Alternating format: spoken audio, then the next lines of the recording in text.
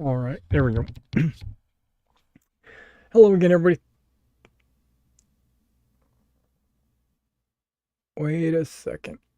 Do I have that turned off? I do. There we go. All right, we got Brian saying hello from the UK. Hello. Hello, Brian. I don't know what time it is there. It might be super late. Um, well, maybe not. Maybe like 5 in the afternoon, I guess, 5 or 6. But we are getting started a little late here today because something came up right as I was getting ready to start. And so I pushed this back about an hour. So, which is fine. I don't mind. I'm not doing anything else today. So what we're doing today is we're going to be painting on these 15 millimeter Fallschirmjagers and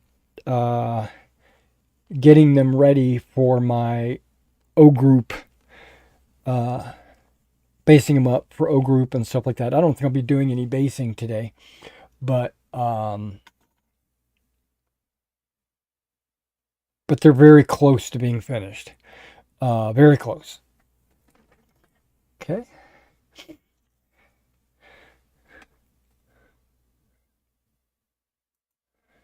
$6.30. Okay. All right. So you got like a +6 for me. All right. That's cool. Cool. Welcome to the stream. I appreciate you being here with me. I don't know. I've got some figures off camera here. Let's go ahead and kind of. I just swapped out my palette because the other one was needed to be replaced. What I do is just a little anecdote here.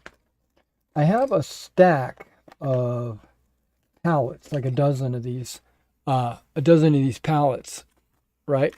And what I do is I cover them in aluminum foil, and then I use the pot there with the aluminum foil, and then once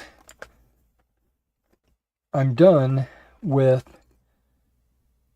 that pallet, what I'll do is I'll just peel the aluminum foil off, throw it away, and I don't have to do any cleaning. And I'm down to only, looks like I'm down to only 2 left. So once I get down to the last one, usually I'll go ahead and recover all the other ones. So this tells you how much painting I've been doing over this last month. I've been doing quite a bit of painting. I painted British paratroopers, American paratroopers, and German paratroopers in 28 millimeter for my eBay store.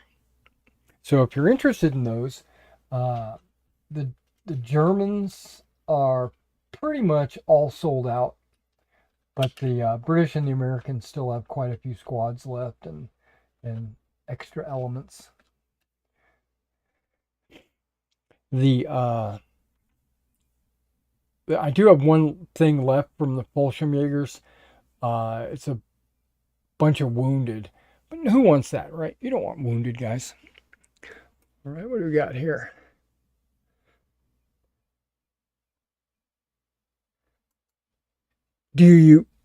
Pope says, do you usually stream yourself painting every now and then? Yes, actually every week. Every week I do. And I try to do it weekly. That's why I call this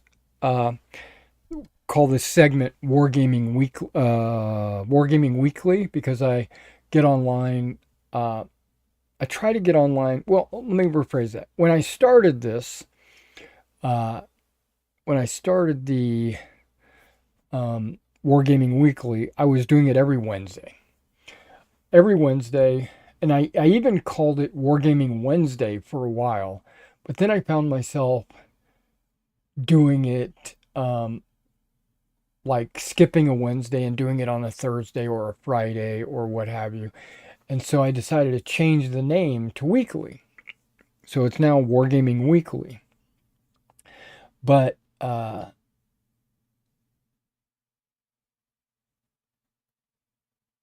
I paint to be honest with you guys, I paint almost every day. Um, I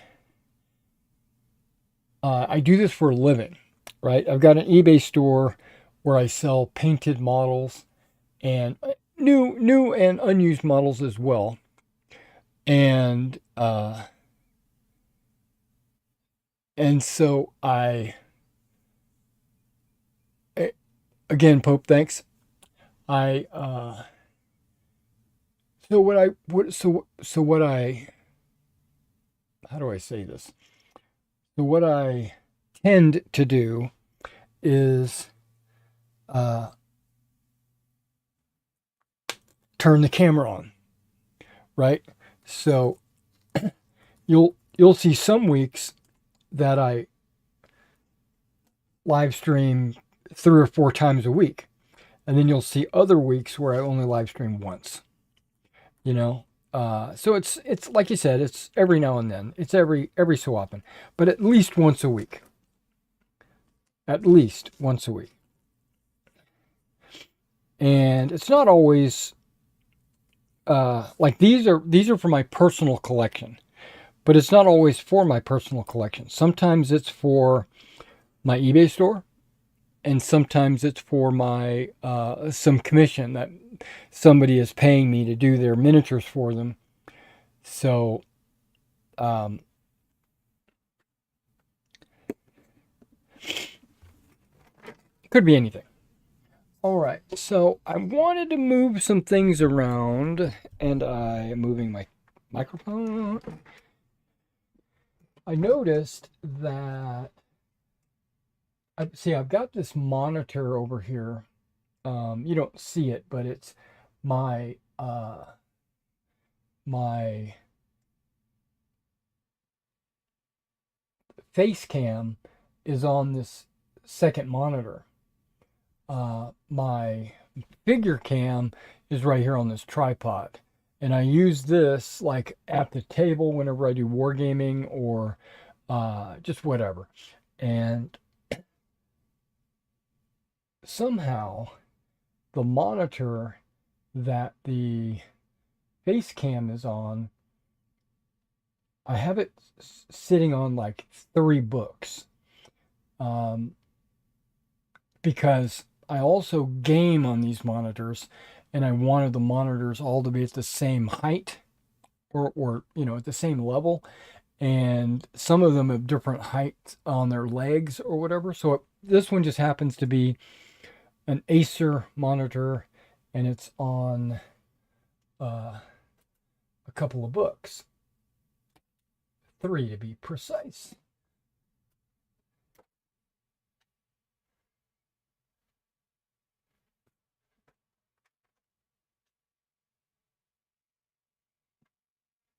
Somehow these books got moved.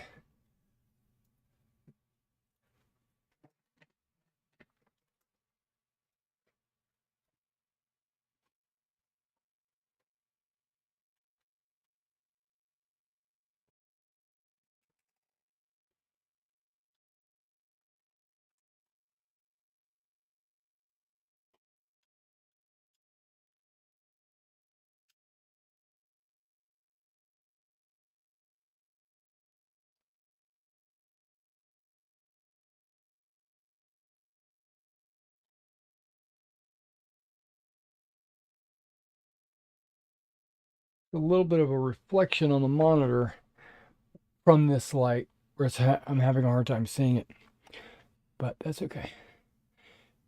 And he says, "Good stuff. That's awesome. Appreciate you." Okay. So what we're going to be doing is I want to talk a little bit about O Group at the same time as I paint, but I don't specifically have any topic that I want to talk about per se. So if you've got any questions about it, or curious about what I'm doing, or anything, you got any kind of questions or whatever, feel free, drop it in the chat, or just watch it and listen. These are my reading glasses for the monitors. Okay, hang on.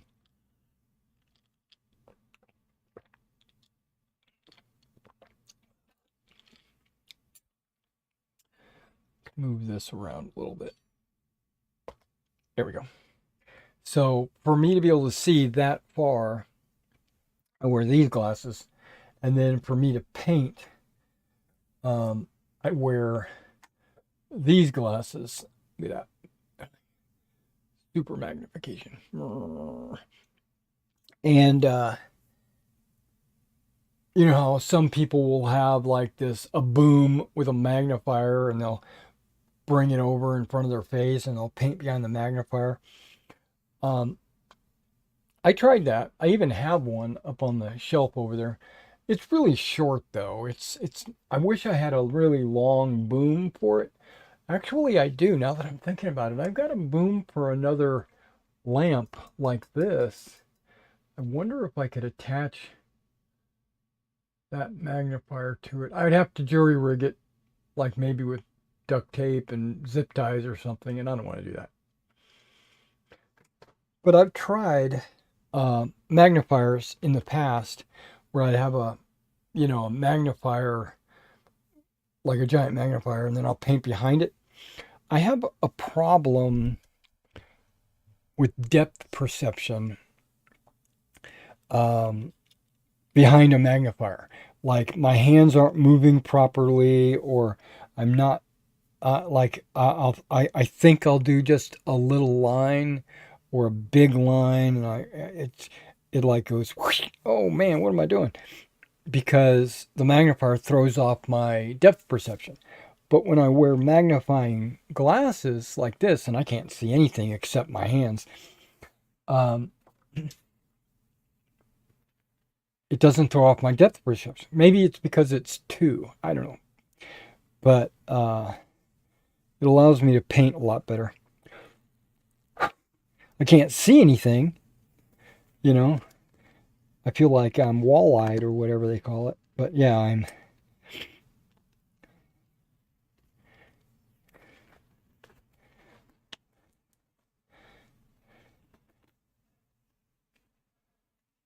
And I wear these gloves not to protect my hands from getting paint or glue on them, because I don't really care about that kind of thing. I can cover my hands with paint and it won't affect me. But it's blisters. I know you say, what? And not cuts, but like scrapes and blisters. I put these gloves on to protect my hands from, because like holding a miniature or whatever will apply pressure to my fingers or what have you, and it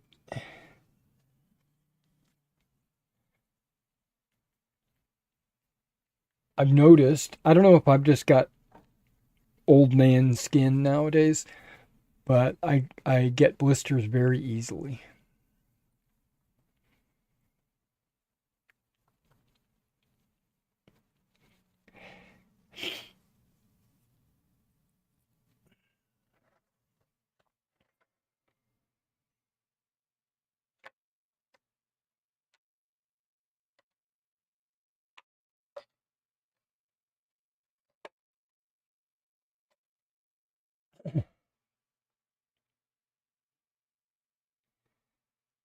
Yeah, I think I'm gonna do it. I'm gonna use it on this metallic.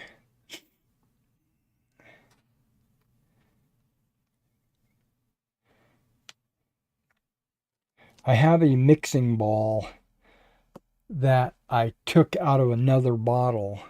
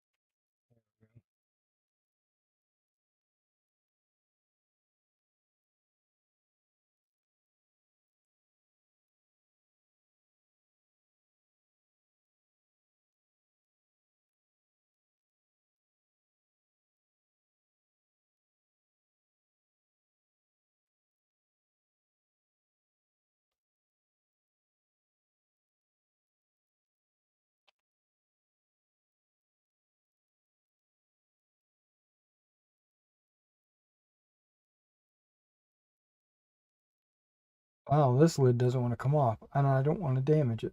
Okay, there we go.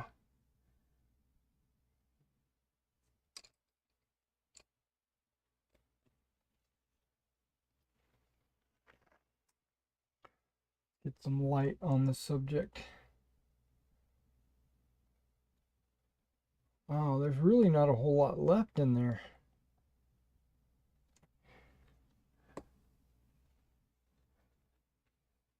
I must use it quite a bit. Well, I know I do.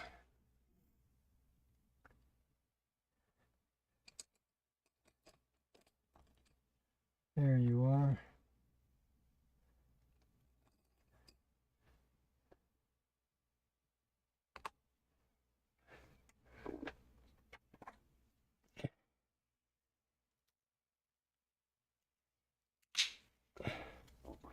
Gonna add a little mixing medium in there. This is matte medium.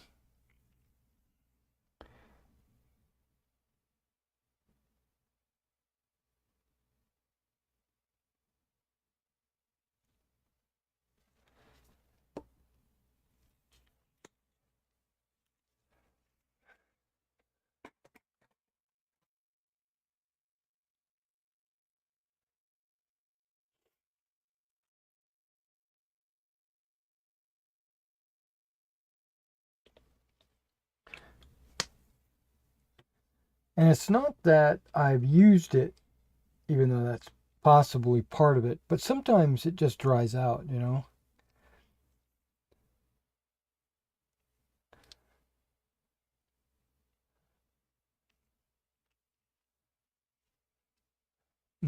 This War Paints gunmetal I like quite a bit. It's a little bit more shiny than my Vallejo gunmetal. Yeah, the Vallejo gunmetal is very dark. It's very black. It's almost like it's blued.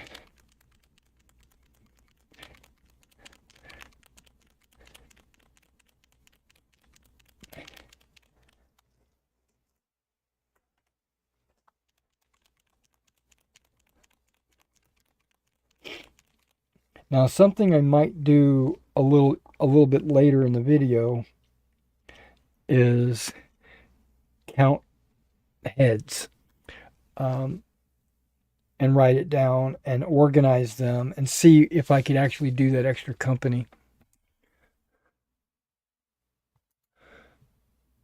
I usually do not wear gloves either, but I will when I use Star Bond. I got that stuff on my hands a couple of times, and it was such a pain to get it off. Star Bond. Is it a glue? It sounds like it's a glue. I don't recognize it. I've had a problem using super glue with these gloves. I've decided to take the gloves off when I use super glue, because if I get any glue on the gloves and they stick together, they just tear apart. They just, like, it just rips the gloves. I bought a pack of 100 a box of 100 of these gloves, and I don't know how many I've gone through, but I reuse them, you know, as you can kind of maybe see. Well, you can hear the mixing bottle.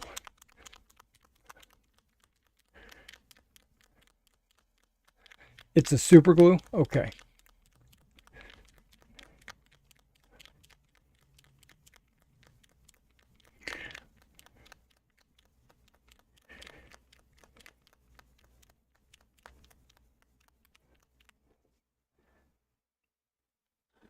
Yeah, I just use Gorilla. And whenever I use that, I take the gloves off. Okay, so we're getting the little bit of water that I added. We're getting the little bit of the mixing medium that I added.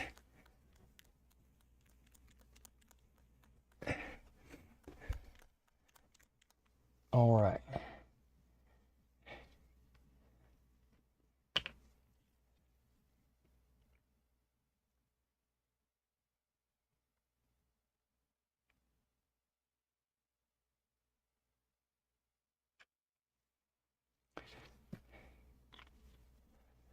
Now I've already gone over all the metallic parts with German gray.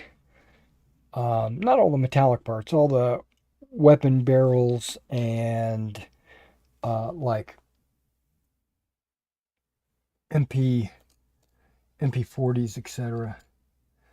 I'm going for a fairly large brush. This is a 1. Not too large, but it is fairly large. Um,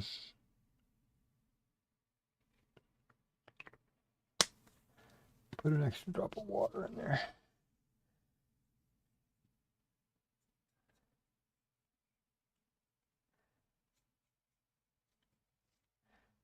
Alrighty. Got my painting glasses on. Now, not every one of these figures has something that needs to be painted, like those. Those are all mortarmen, and they don't even have any weapons on them.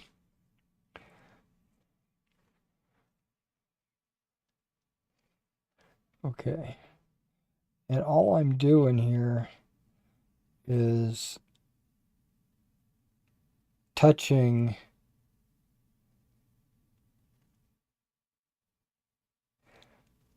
anything that I have already painted German gray. I'm not trying to go for 100% coverage. I'm just going for a little bit of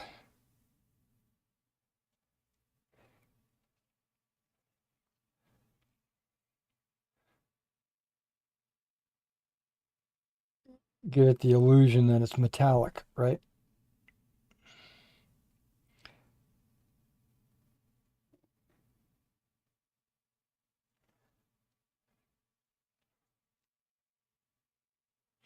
And if I'm painting off camera, I apologize, but it's just the way my chair sits and the way the light is.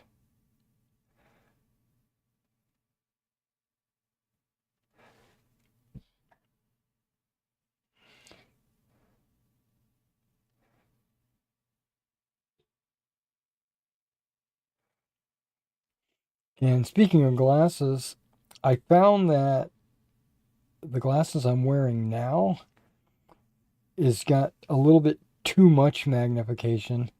I thought there were 4 O's, but they're actually 5 O's. Or 5 times, or whatever they call it. So it's a little bit too much. So I went and ordered some 3.5s. Because I actually have 3 levels of glasses right now. I've got my 2 for the monitor, for the screen. And then I've got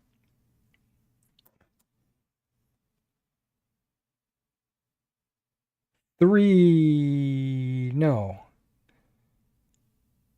3. These are 5s. Oh crap, I don't remember.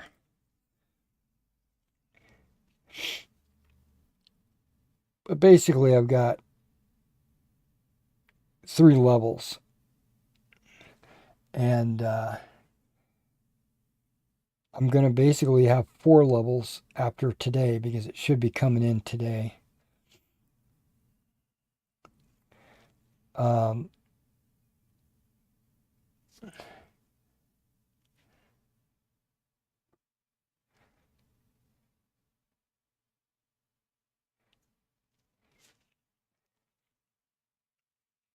I think I ordered 3.5s. I used to use 4s. Maybe I should have ordered a 4. Because my 4s broke.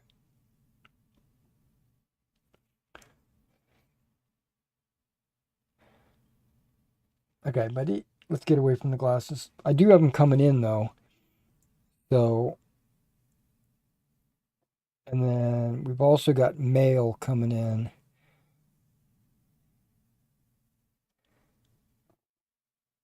So what I'm trying to say is, if I hear that outside,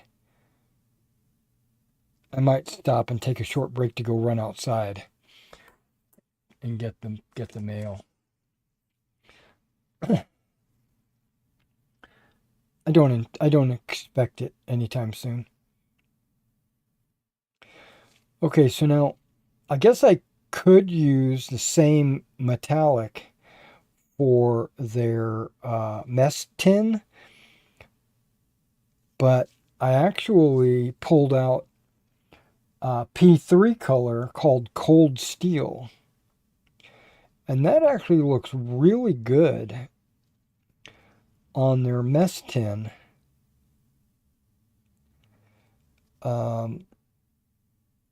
It's not like I've got like an AK over here. It's called Natural Steel. That is way too bright, right? That's almost like a silver. But the P3 Cold Steel kind of looks a little bit like gunmetal, to be honest. Okay, now these MG42s on the tripods. There we go. Oh, there is a color I need to pull out. Brass. Because I do have some crew members that have belts.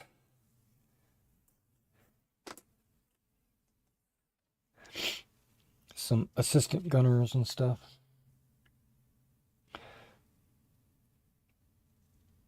Now this is a little weird, right? I always thought that the Fallschirmjagers all use the FG42 or FJ42, right? But they don't. A lot of them use the Car 98.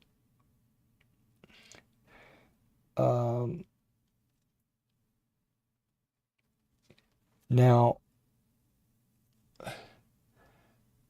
90% of these models here are from Flames of War. And it comes with the base is the Fallschirmjäger company. That was the core element of this. And about a dozen of the troops have the FJ42, FG42, FJ42. I don't remember what it is.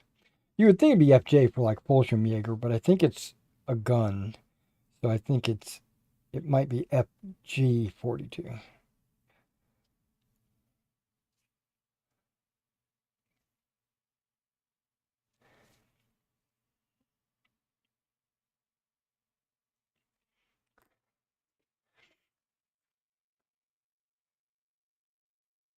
Now, one of my original plans was to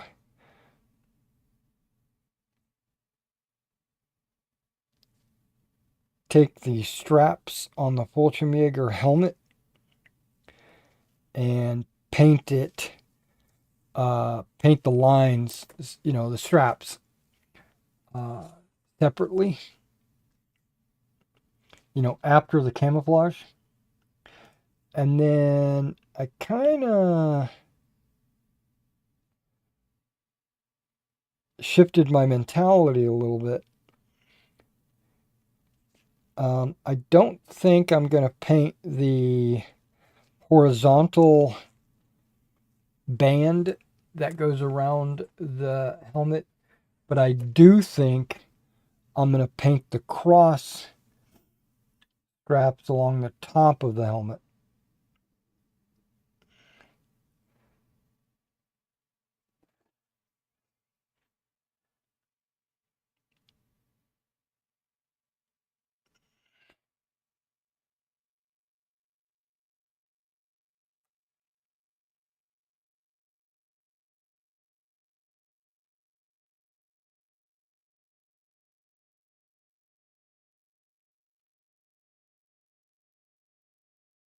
Oh, those other FGs? I don't think I painted the magazines. Hold on, I'm going to have to go back.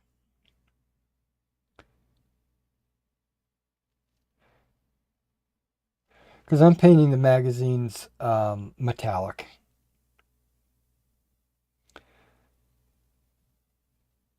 Gunmetal.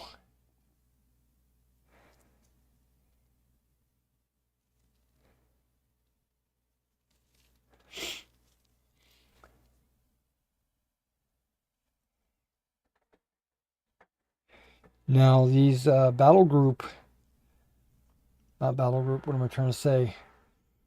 Battlefront miniatures, which are Flames War miniatures. The FG42 is not proportioned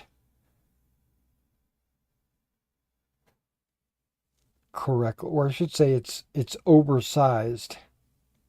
Same thing with these MG42s. No,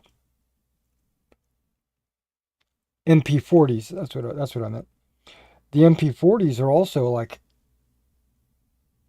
extra large, but I think that's a good thing on the table. I've always thought that making the weapons bigger was a good thing. Even on my fantasy figures or my medievals or Napoleonic figures, I think the weapons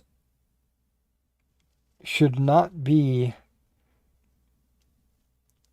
exactly proportionate. It just doesn't look right on the table. If you microanalyze the figure, yes, it's too big. It's, what do they call it? Heroic scale. But on the table, when you're looking down at your models, they do look right. When they're a little bit extra big.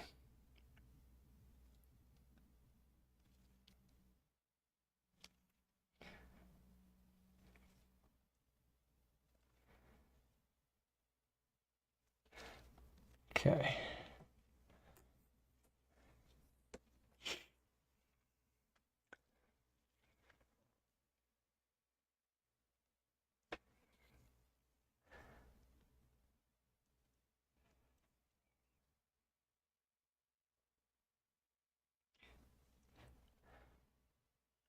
Now, I've painted all their faces, but I have not painted any of the hands. Mainly because I wanted to paint all the weapons first. And then I can go in and hit the hands last.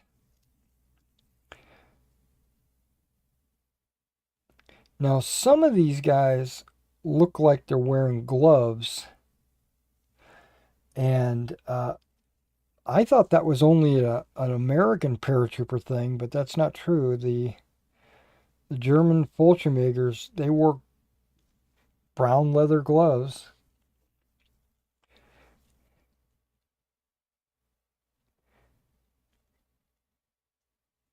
So I might paint some of the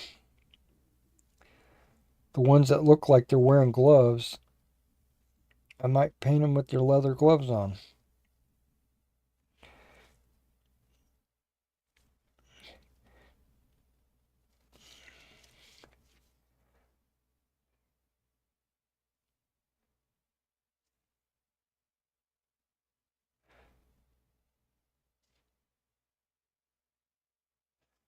I was going to say, some of you probably don't know this, but I used to be an American paratrooper myself.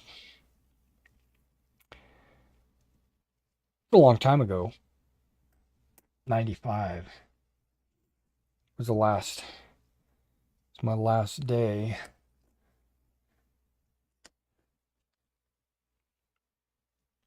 But um, I'm proud of my time that I served.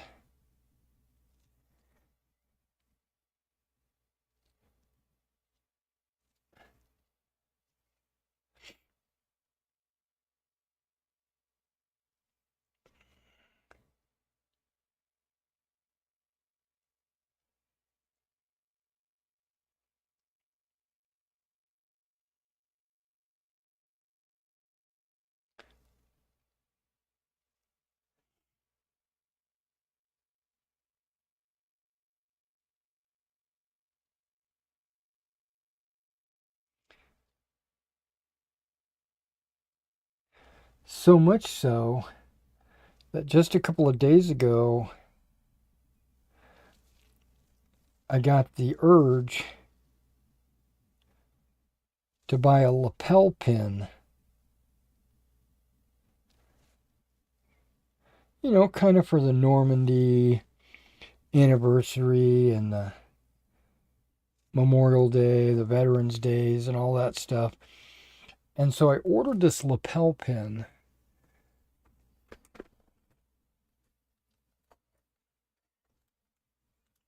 This is not a lapel pin, right? This badge, which is a Pathfinder badge, um,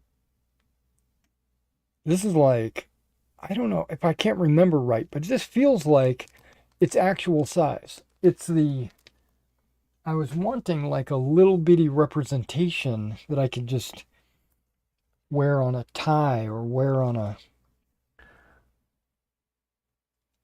my collar.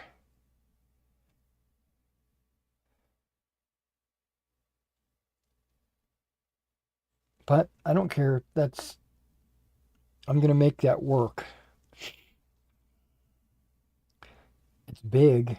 It's too big. I mean, it's life size or it's the right size. But that's not what I wanted. I wanted something small.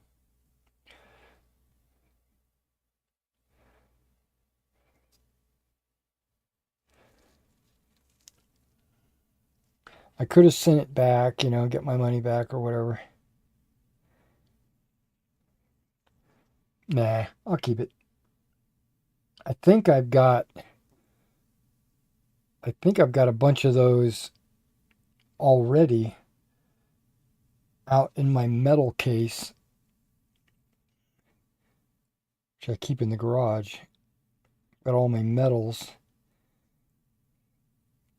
I have all my dad's medals and I have all my medals and awards, ribbons, all that kind of stuff.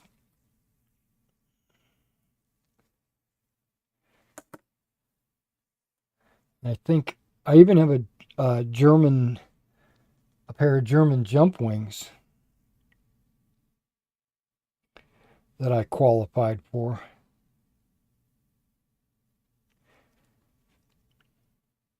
Because when I was stationed in Italy,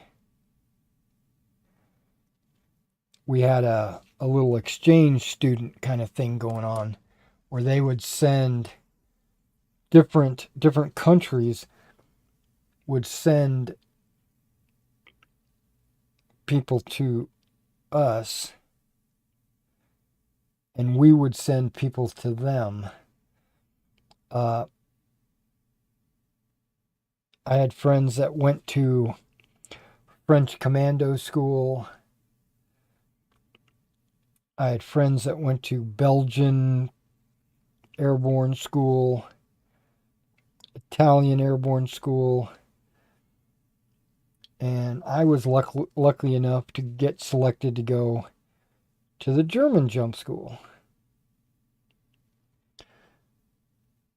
Got to fire the G3, which is a MG42 modern version.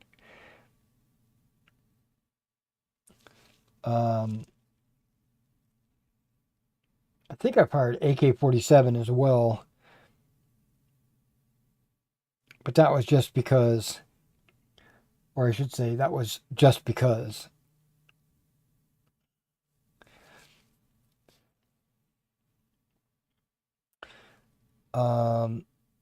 Yeah, the G3 was, it just reminded me almost exactly like the M60. I think the M60 might have been modeled after the MG42 actually,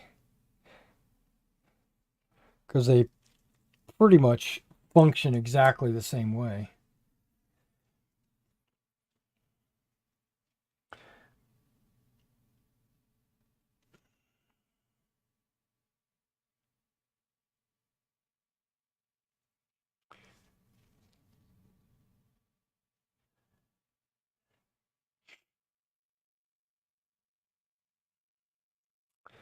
And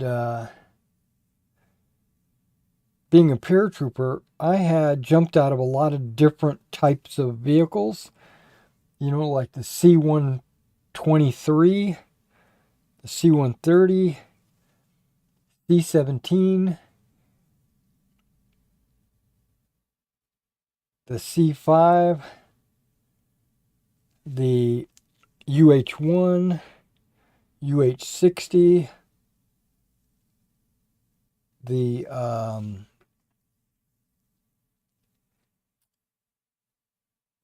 CH-46, CH-47.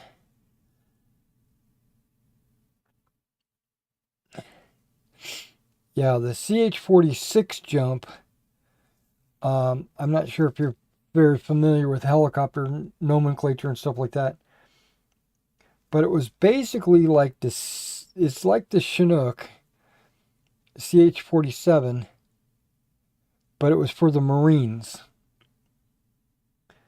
And it's a lot smaller. I mean, there was like no headroom. We had to crouch as we jumped out the back. Um, the Osprey, not the Osprey. What the hell is it? The OH, no, OV-10. Yeah, it's like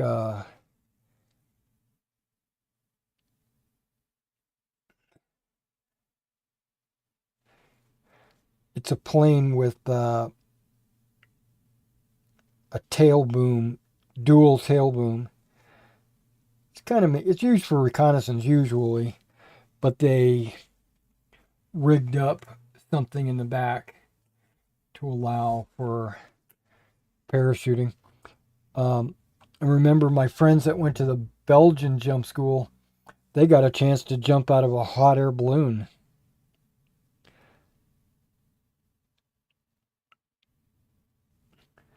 They're, they said when they jumped, because there's no engine noise, it's just completely silent. And they could hear every little rubber band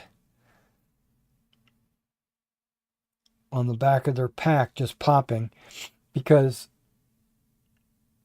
I don't know if you know how the static line is S-rolled along the back of the parachute, and on each side it's got rubber bands holding it in place. And then when you jump out of the plane, the static line gets pulled off of your pack, and these rubber bands just pop or disappear, or I don't know what happens to them. But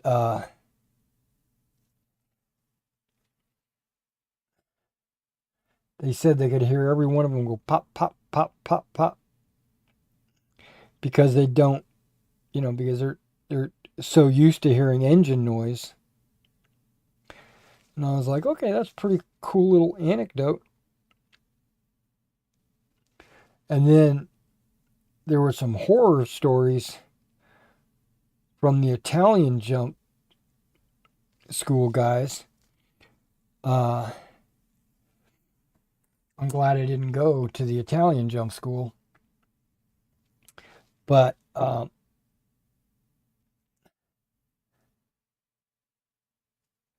the little inside baseball, if you're jumping out to the right, you hold your static line in your left hand, where you hook it up to the wire. If you're jumping out of the left door, you hold it in your right hand. And the reason why that is because when you get to the door, you push the static line out of the way, you turn to the door, and you go out.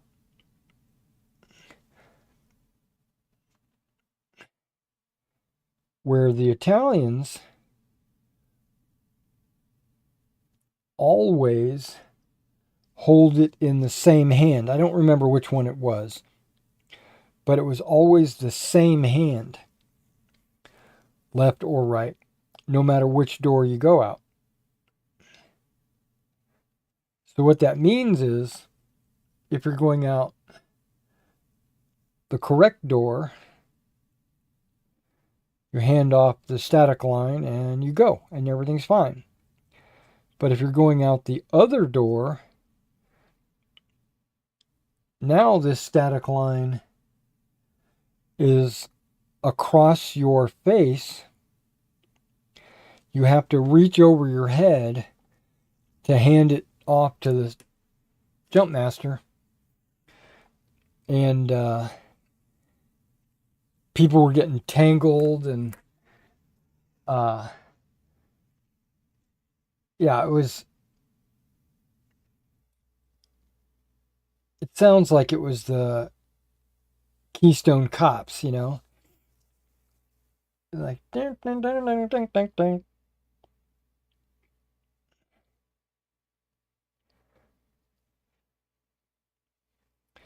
Where when I went to the German jump school, we had to jump out of a CH-53, the Sea Stallion, the Jolly Green Giant, or whatever they call it. And this is a helicopter that has a tail rotor and a ramp. So when you're in the helicopter and you're getting ready to jump, you're looking out the back of this ramp, and there's a tail rotor right there.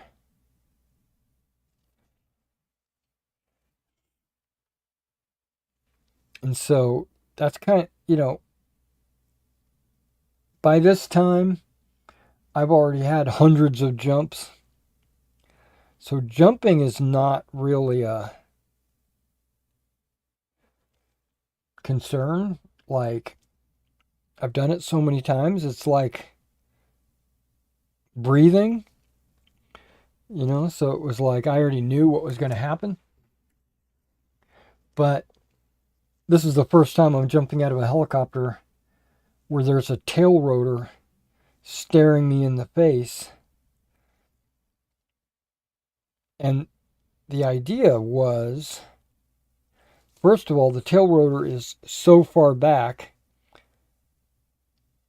you're never going to hit it. But it but it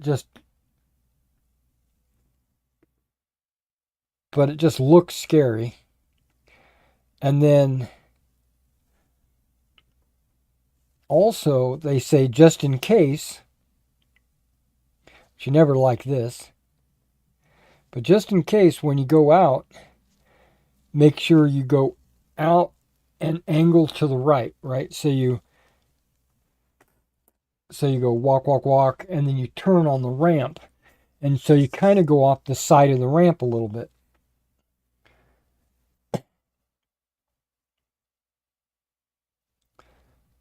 And that was fun.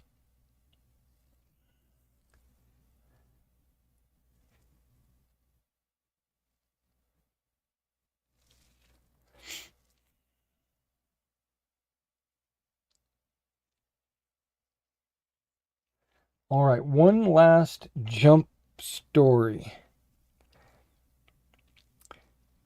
So when I was in the Pathfinder company, we would have these company parties, right? Where you bring your family and girlfriend or whatever, and we'd have like a barbecue out in the field somewhere on a drop zone.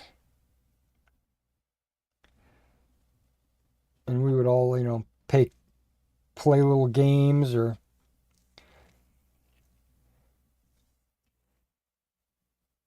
but our company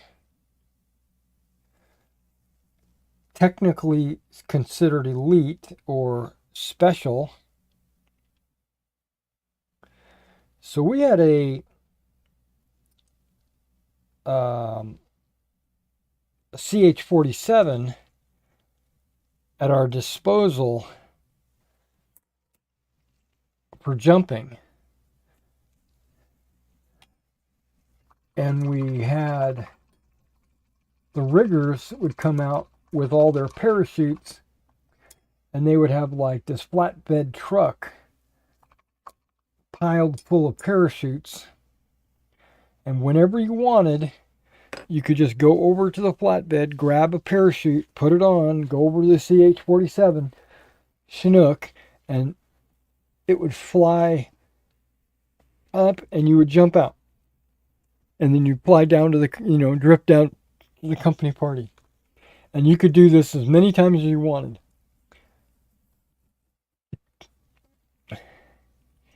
I think I did it like 2 or 3 times. Because, to be honest with you, after about 2 jumps, your legs start to hurt. Or at least mine did. My bones. Because you slam into the ground sometimes pretty hard. And depending on, if you did a proper PLF, parachute landing fall, it might hurt more or less. These are not your Golden Knights type paragliding, parawings. These are just Dash 1 Bravos. They're just canopies.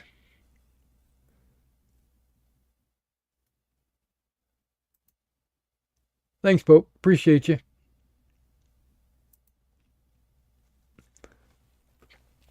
And so I think I did it like 2 or 3 times. And then I said, nope, that's enough for me. Because I wasn't married. I didn't have a girlfriend. I was there all by myself. So it gave me a chance to just eat and jump and eat and jump and drink beer and stuff like that. It was one of those things where we're having a company party. you will attend and you will have fun. It's mandatory. Mandatory fun.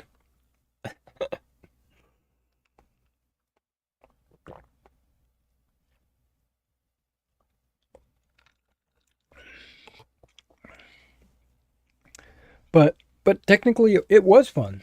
I mean, I enjoyed it. But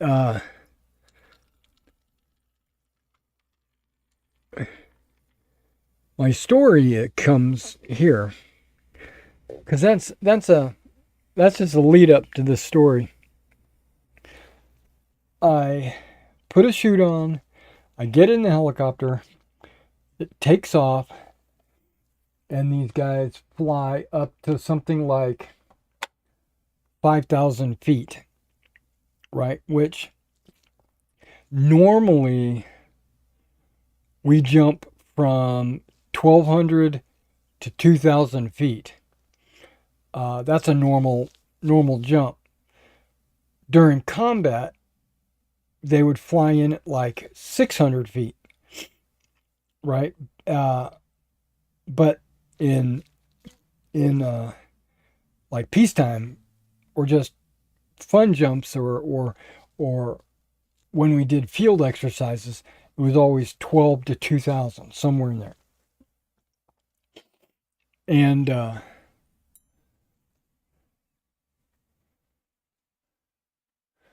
let's do some Dunkelgelb. Got a few things, just a few things. I got a Panzerfaust, Panzerschrecks, some ammo cases. That's about it. That needs to be Dunkelgelb.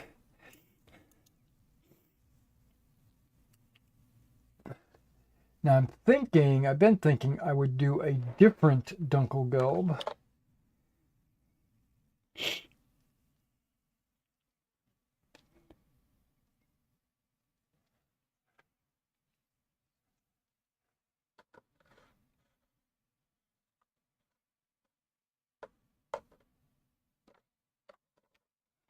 See, they've got this Dunkelgelb. No, not that one. Maybe it is that one. Okay, my nose is running like crazy. Hang on. Yeah, Dunkelgelb Ausgabe 1944. You can see it looks a little bit more canvasy, or not canvasy, khaki, right? This is kind of a greenish Dunkelgelb.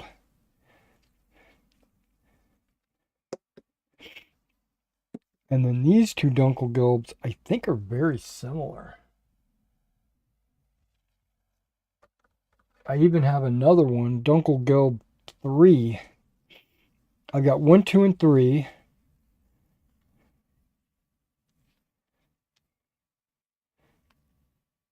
Okay, this one's just called Dunkelgelb, period.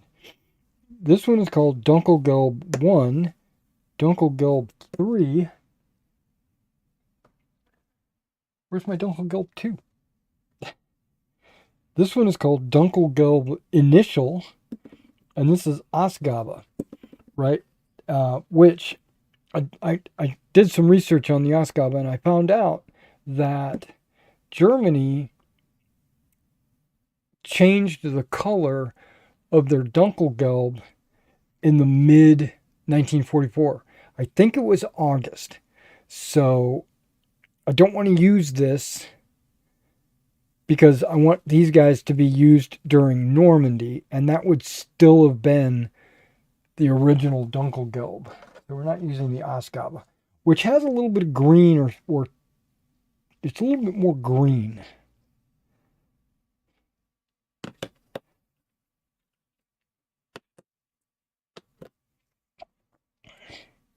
Which I think is kind of this color.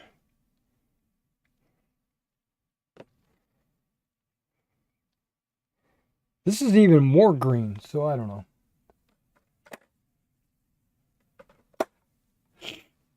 Now this one, Dunkelgelb 3, I think it would be good for highlighting because it's really light compared to these guys. There's a mortar. Here we go. I'm going to test these colors on this mortar again. But this mortar, I already used this color. I'm not sure if I like that color or not. I mean, I did the anti-tank guns and all the mortars already in this color, which I think, I'm trying to remember, but I think this is my favorite Dunkelgelb. What I think it should be. And this one's too light, so we're not using that.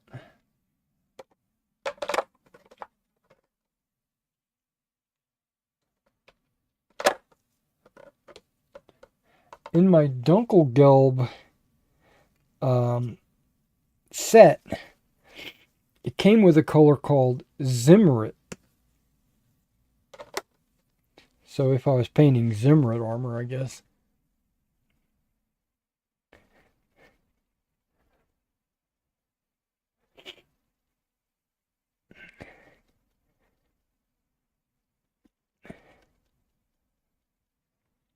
This is just going to be an experiment.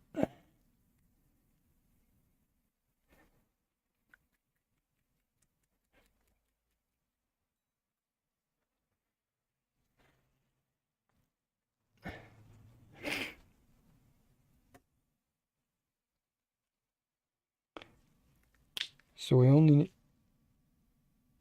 need like a super small drop.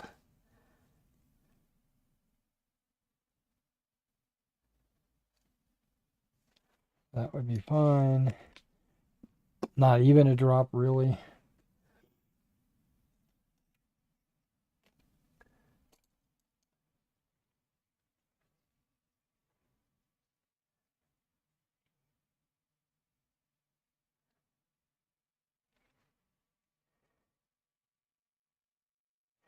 Okay, it's too yellow. Yeah, yeah, that's too yellow.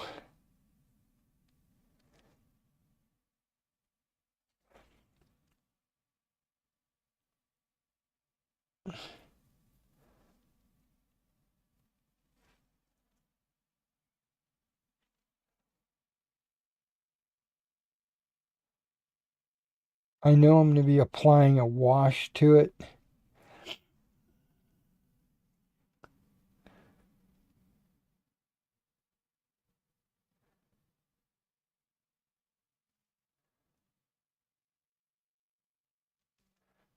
So I know it's going to darken it up.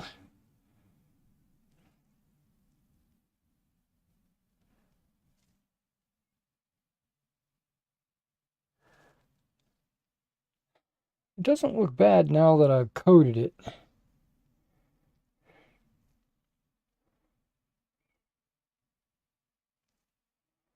Okay, it doesn't look bad.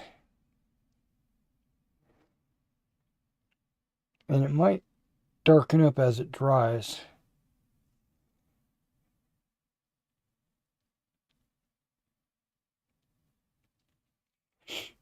So I'm going to give that just a few seconds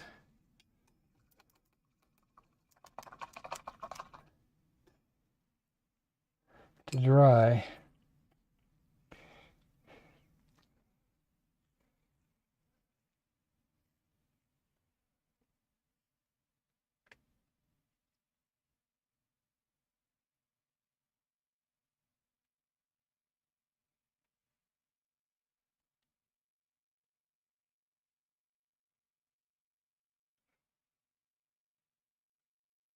See if I can get it any closer. No. Trying to get the focus to get in there. I got the autofocus on, which this camera's autofocus is wacky.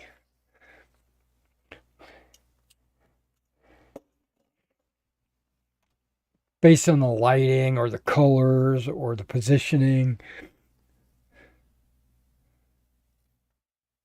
There we go. See, there we go. We got a focus. See, I guess that looks okay. Dunkelgelb. It's a little bright though. But I know I'm going to be putting a dark wash on it. Okay.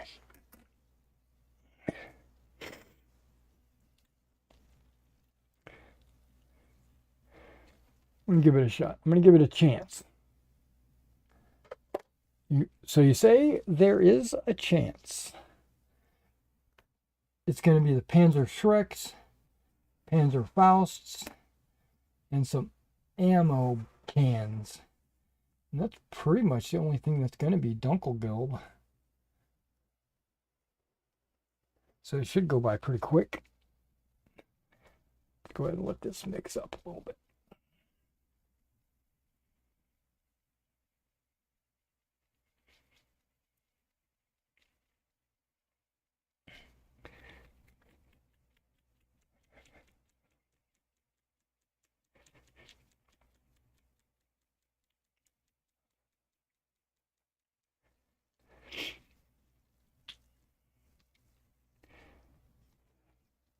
And it also just might have needed to be mixed up a little bit. I don't know.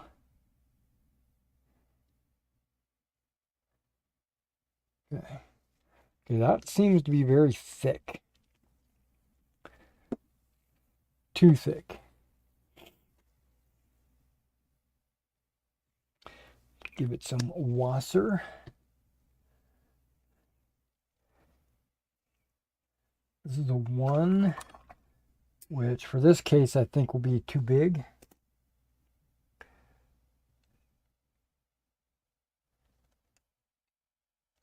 Go with a 2.0.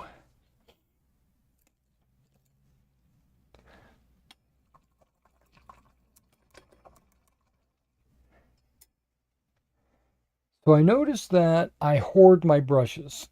I've got a stack of brushes right there.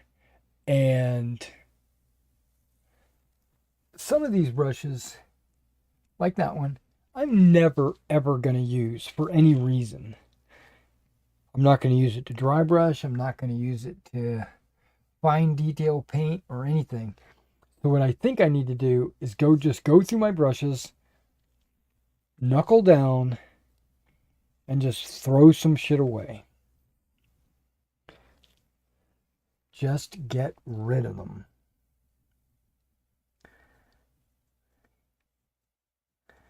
And only keep in my spinner the brushes that I use.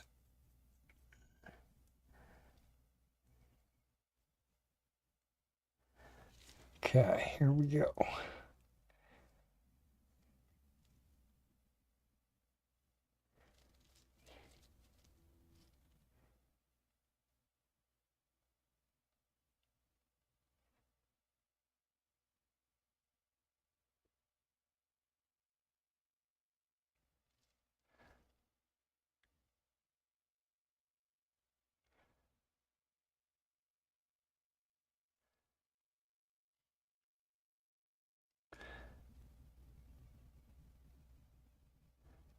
Okay. I'm holding my breath over here.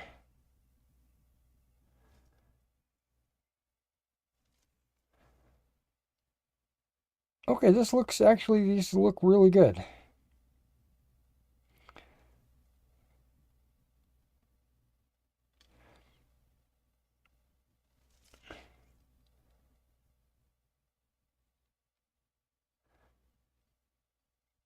Yeah, what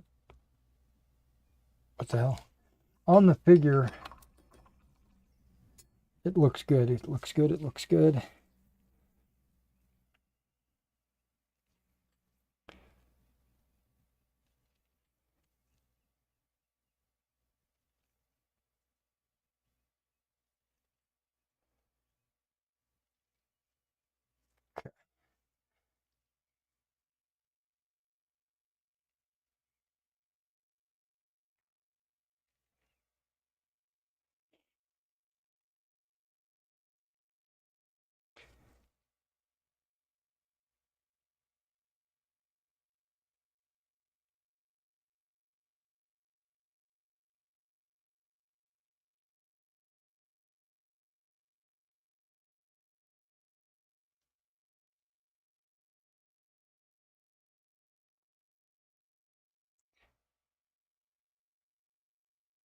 So back to my story, right? So normally we jump from under 2,000. Well, this Chinook driver brings us up to 5 grand, right? 5,000 feet. The world looks a little bit different from 5,000 feet compared to 1,200 feet. So I'm like, wow, we're way up there.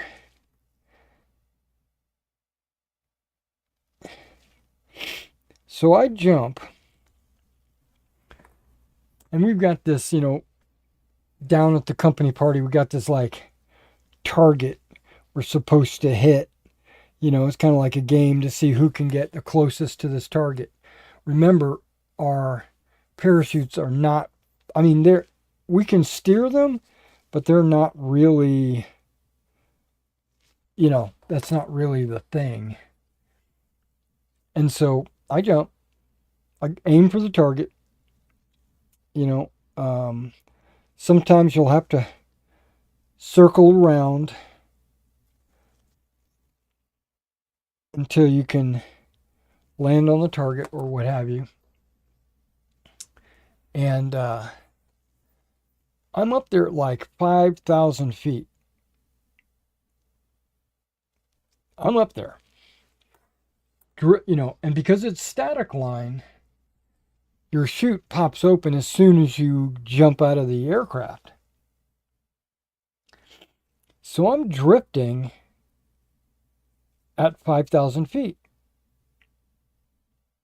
hanging there, and depending on the air pressure and the temperature, and there's a lot of factors that will determine how fast you will drop, how long you will stay up in the air.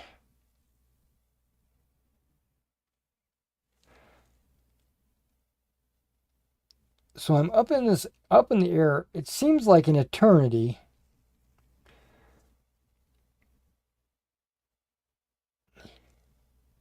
Which I'm okay, because I'm having a good time.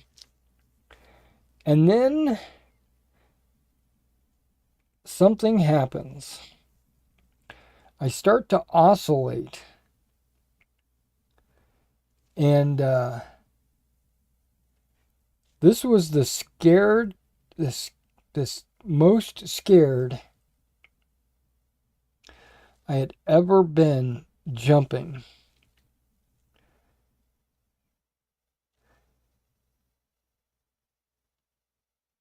I like to consider myself a pretty brave individual.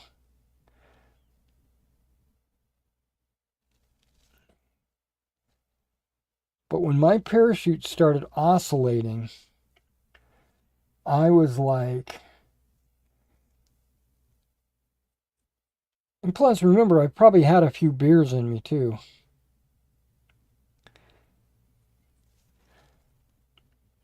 I was trying to remember my training, and get the oscillation under control, which I did. I succeeded, but I'm just telling you, my mind was all over the place. And if you're not sure what oscillation is, or what my definition of it is,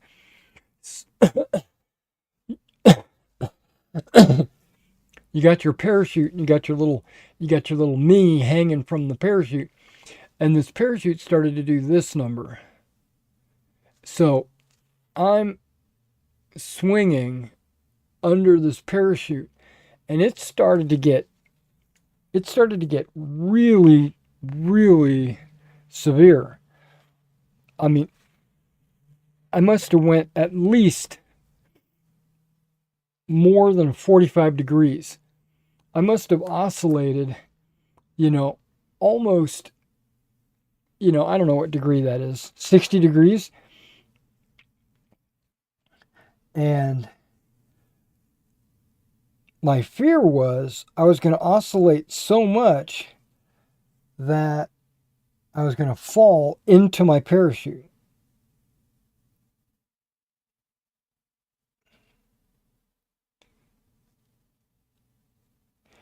Because boy, was I swinging up there. It was swing, swing, swing. And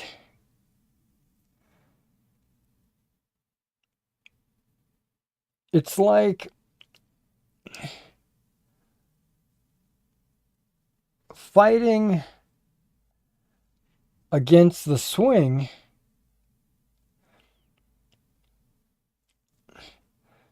I would crawl up or climb up one of my risers,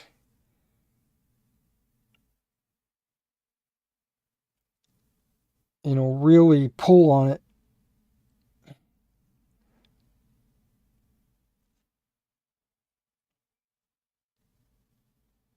And then as I start to oscillate in the other direction, I would climb up the other riser, trying to pull against the inevitable. And after I descended down to below 2,000, maybe, it stopped oscillating. I had basically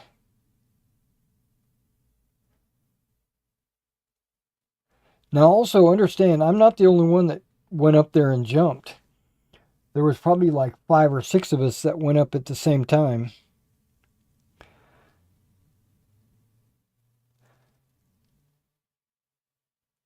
And they were all watching me, oscillate out of control. But we all made it to the ground safely. I think that might have been my last jump of the day. I was like, okay, I'm done. I'll just eat and drink beer and hang out.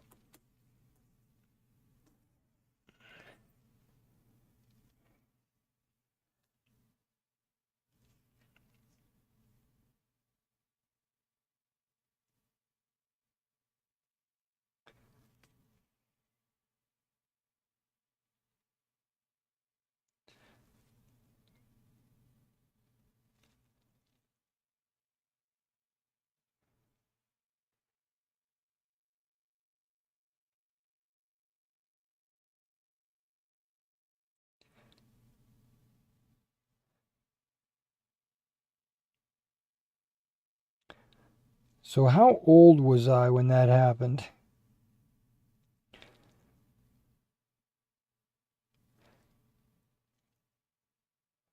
That was probably 80,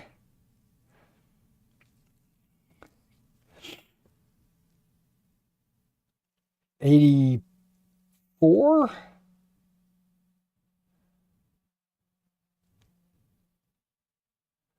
What is that, 40 years ago?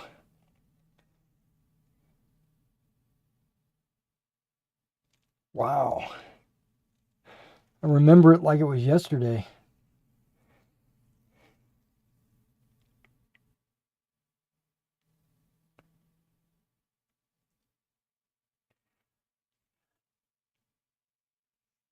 I was young.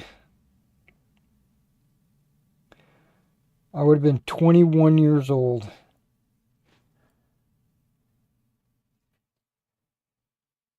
21. Wow. Was I ever 21 years old? See, a lot of these figures don't need Dunkelgelb. Okay, but some of them do. No! I was digging into the metallic. Dummy, dummy, dummy.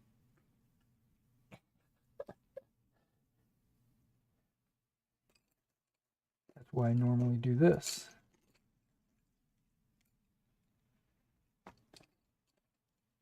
So I don't do that.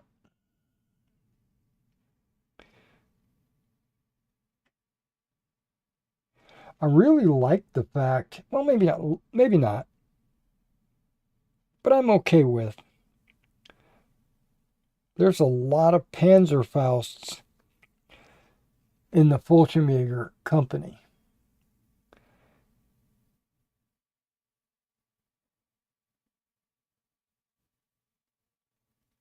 A bunch.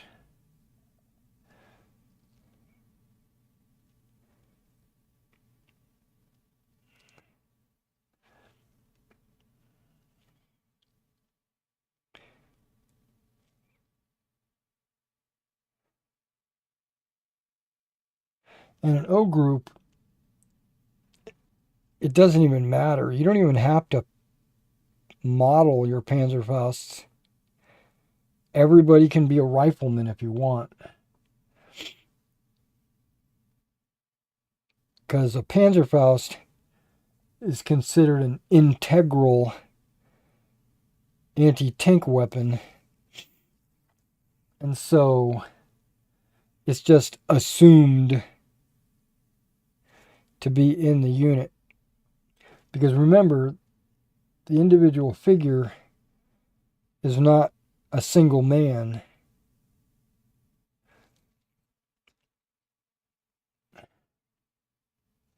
A base of figures represents about 8 to 12 men.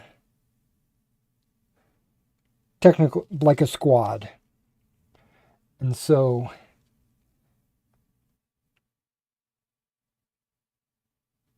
what I do is I put 3 figures on a base.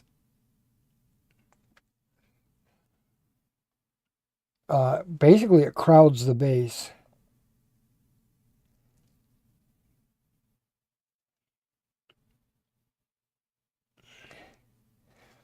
But that's okay because I think it looks better as a platoon. Remember, 3 bases are representing a platoon. And so 9 figures,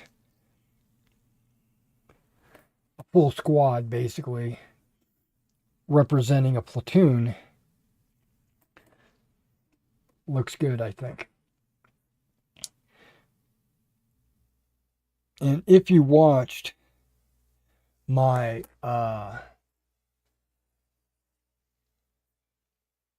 scaling video where look at these, all these Panzerfausts. I did a video where I took a battle group scenario, which is basically a company, a couple of platoons on the table.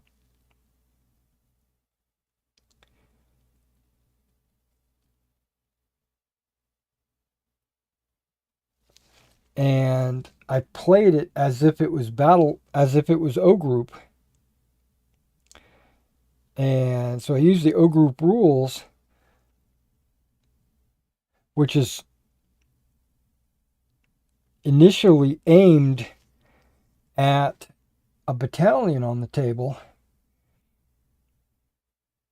with 3 companies, right? And this scenario had 3 platoons on the table.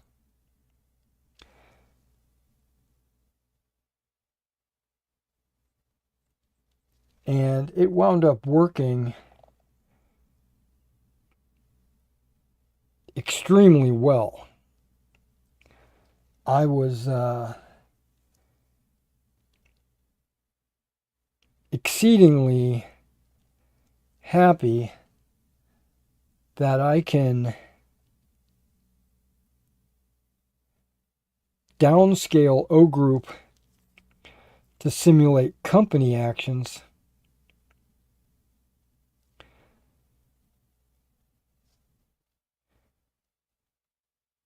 if I need to.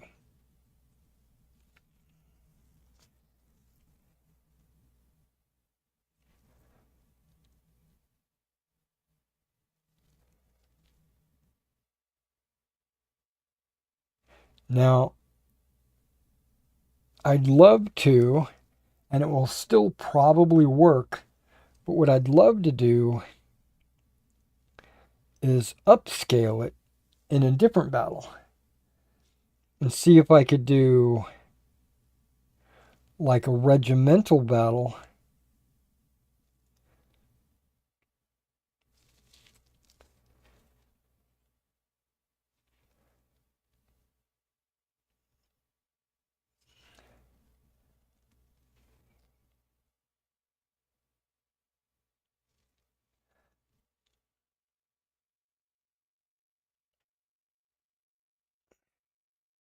using O group.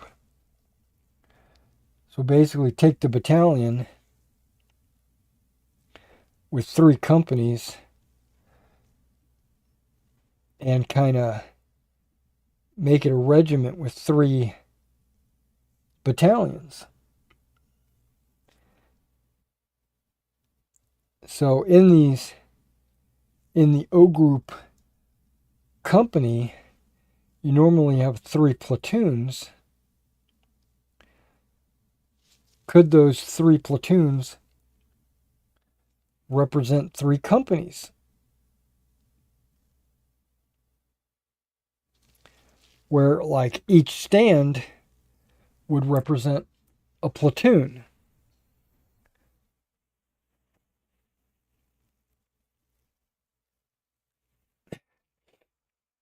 I think it will work. I'm not sure how the command and control and all of that would work.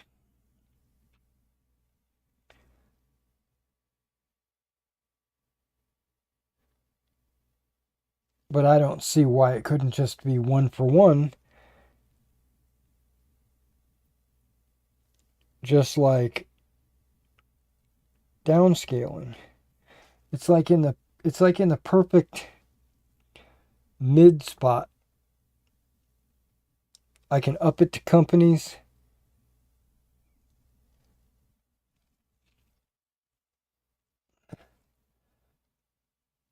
Or I could shrink it down to squads.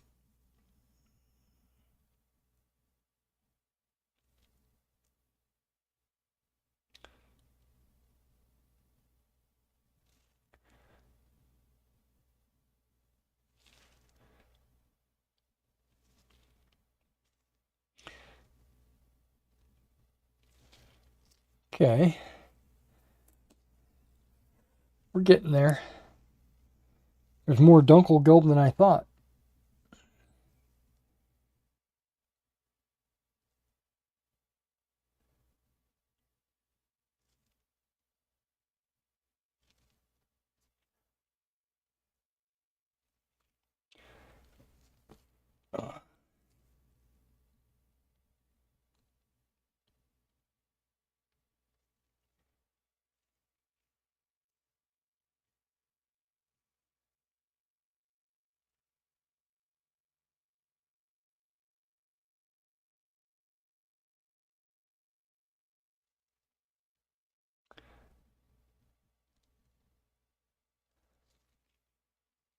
Would the whole concept of the combat patrols work for a regiment? I think so. I don't see why not.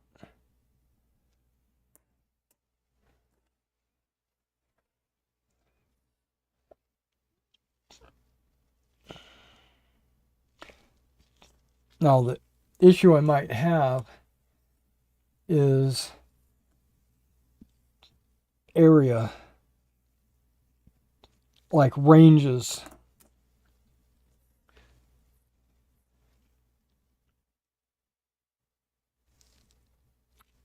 Um, like, oh wow, these are all Panzerfausts as well. Yeah, so an artillery fire mission.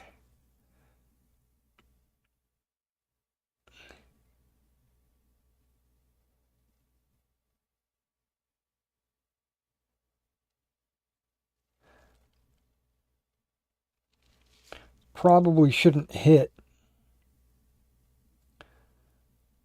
like a 5 to 7 inch area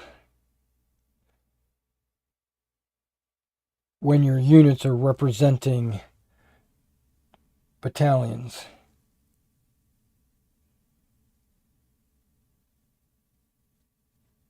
Or companies. Battalion? Maybe.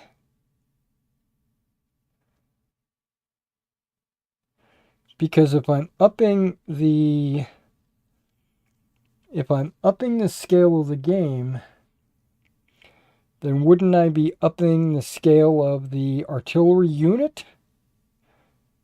So instead of a single battery firing, it would be like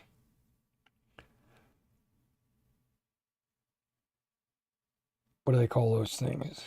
Like a battalion of artillery?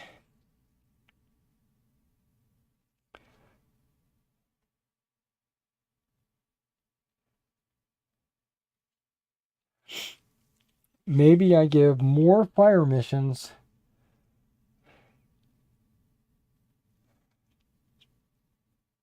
but with a smaller zone of control, blast area.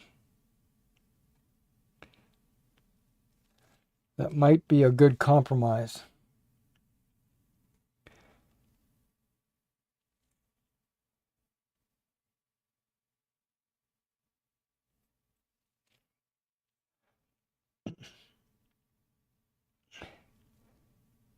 Another good compromise would be you still have to do artillery first, but it's not limited to just one fire mission. Remember, because I'm breaking it up into smaller little chunks. So why not allow 3? Because your regimental commander, he's not the one calling in artillery. Well, he might be the one calling. He might be facilitating it, but he's not like the spotter. That's a local. In O group, it would be a company commander, but in upscaled O group, it would be a battalion commander, which could be the battalion and his FO.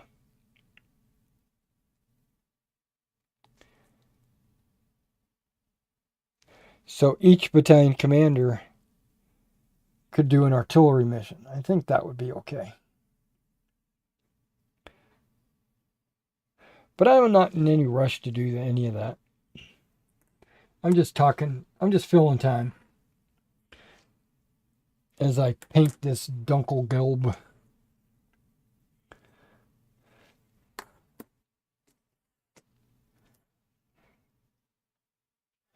Okay.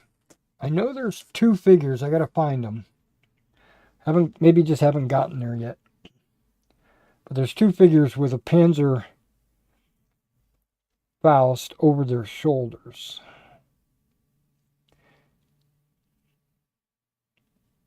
There's a lot of machine gun assistant gunners with ammo cans.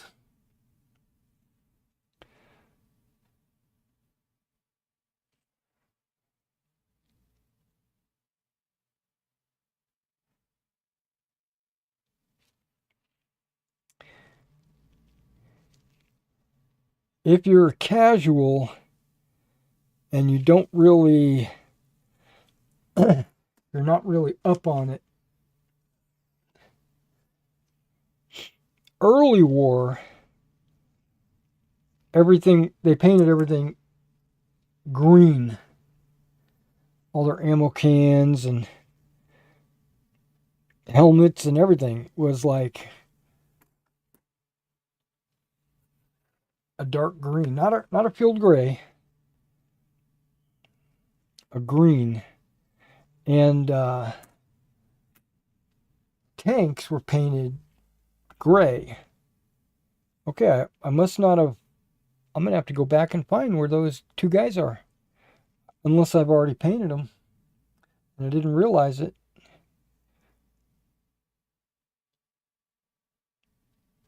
But after a certain point, they stopped painting them and then just let them go out there with the primer.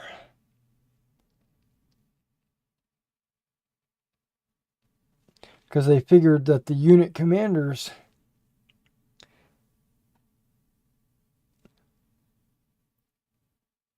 would paint their vehicles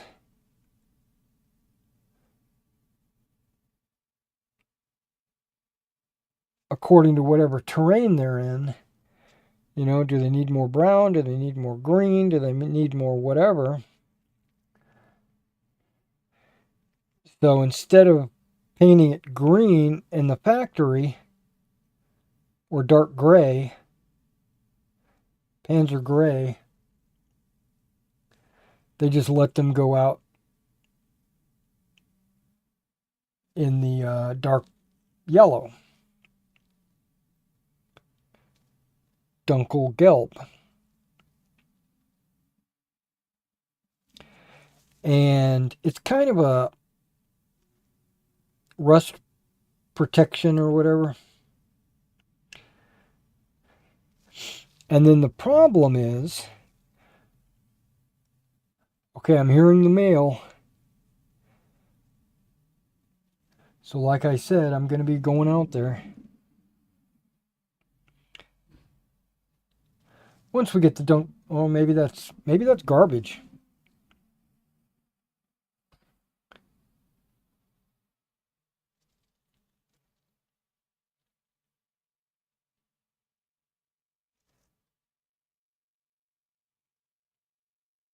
I don't know what that sound is.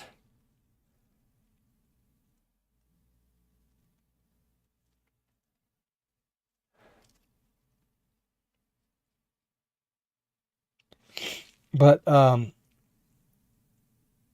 what they found out was that the vehicles would get to the front and the commanders didn't have any paint. So they just left it Dunkelgelb. Or they applied camouflage onto the Dunkelgelb sparingly. So a lot of the tank was still looking Dunkelgelb with like browns and greens on top of it.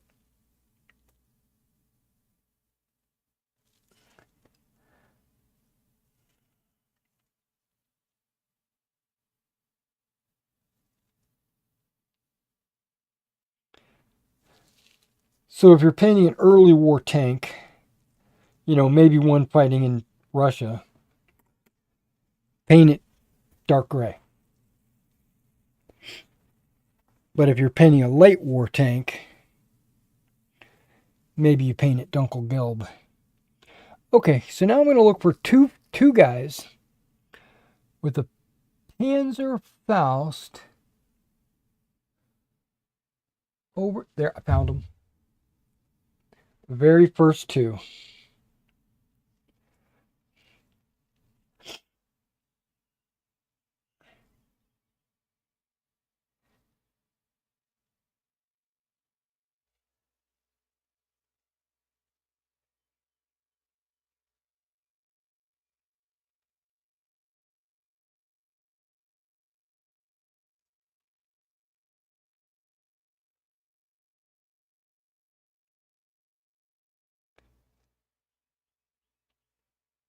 Get some light on this.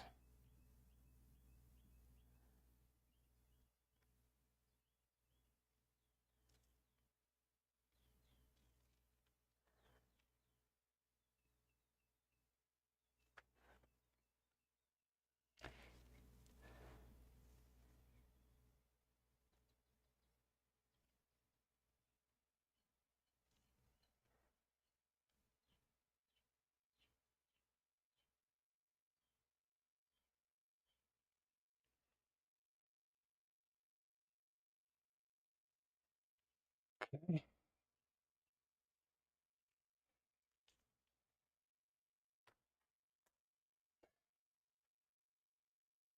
All right. Dunkelgelb, done.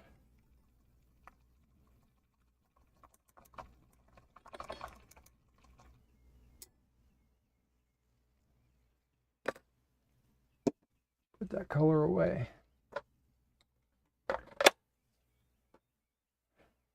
I'm down to only 5 colors. And a couple of them are going to go like really fast. Let's go ahead and do this color because I know it's only going to hit like 10 models.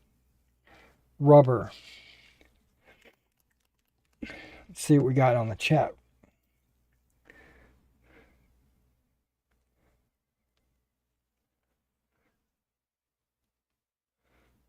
Subaru, they reserve us. What do you use for your wash? Well, 99% of the time, I'll use Army Painter's Quick Shade Strong. But sometimes, I mean, I've got all of them up here. Strong is the, but sometimes I'll do soft, depending on if it's bright colors, like if it's like a French Napoleonic army or an Austrian Napoleonics, I might use light tone. But yeah, I'm pretty much always using Army Painter. I've got some Vallejo washes. These are very specific when I will use them. Like this dark green, I might use on olive drab tanks. This dark gray, I'll use on German tanks. Dark gray German tanks. And then this set is like dark brown, which I almost never use except for terrain. Sometimes I'll use it on terrain. And this is oiled earth. I usually use that in and around tracks. And then this one is dark rust, which I'll apply as kind of almost like paint in areas that I think would have rust. I use dry rust to get that initial rust, and then I will do like a wash on top of that. Okay, but right now we're going to do rubber. I've got like 4 different rubber colors, and I like this one probably the best. MIG rubber. Okay, and the only thing I'm painting rubber are the hoses on the flamethrowers. And I should have this stick and then 2 more somewhere. Okay, give me a second to kind of glance through. So there's a total of like 8 flamethrowers. They're going to have rubber hoses.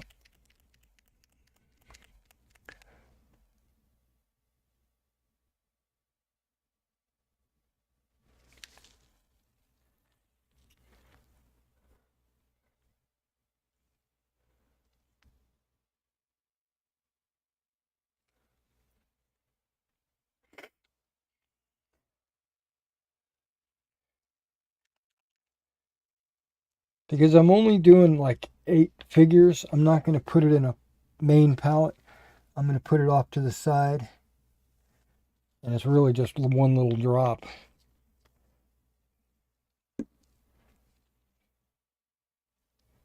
Yeah, that'll be fine.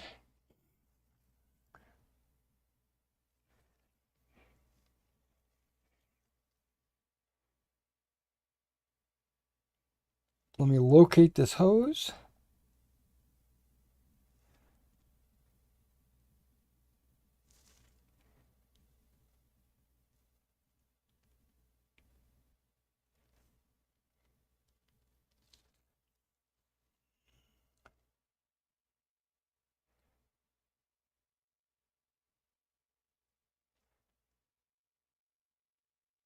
So if I have 8 guys with flamethrowers, but I'm only making 3 bases of engineers,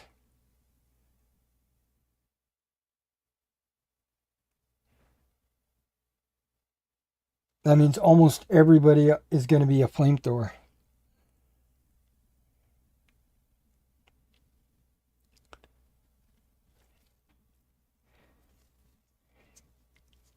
Because that's only 9 figures.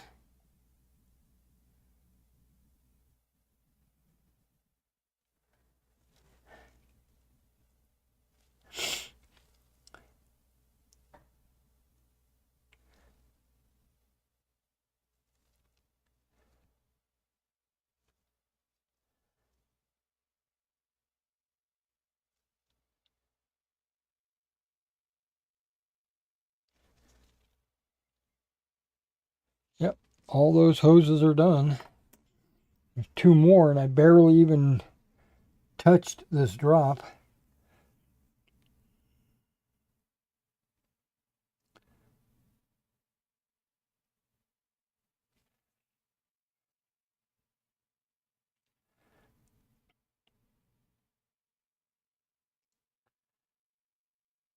Yeah, the rubber is kind of like a brownish gray green.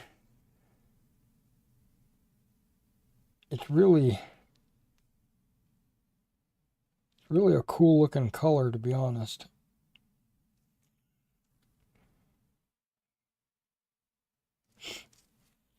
Okay, all the hoses are done. So this rubber can just be put away. Not gonna. I've already touched the wheels of the anti-tank gun.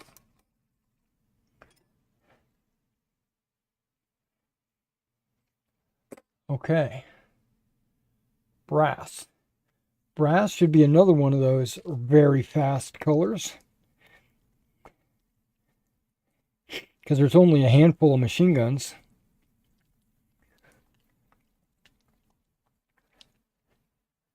So I'm going to do that. Also, as just a little drop.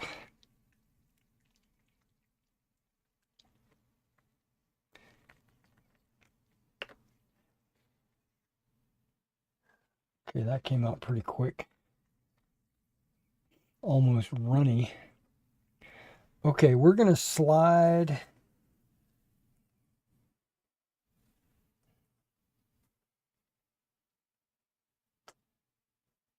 There we go. Brass? No. Brass? No.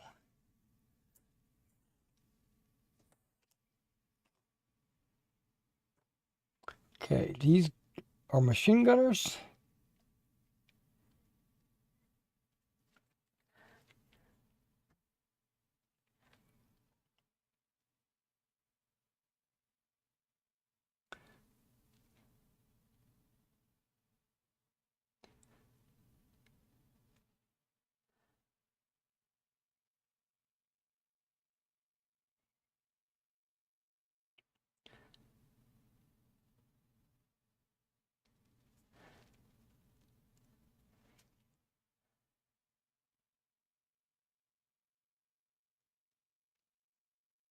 Okay.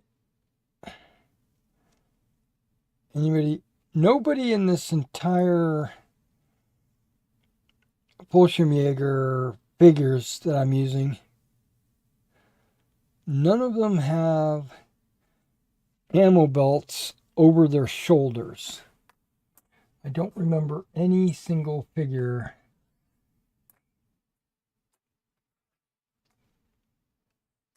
that has an ammo belt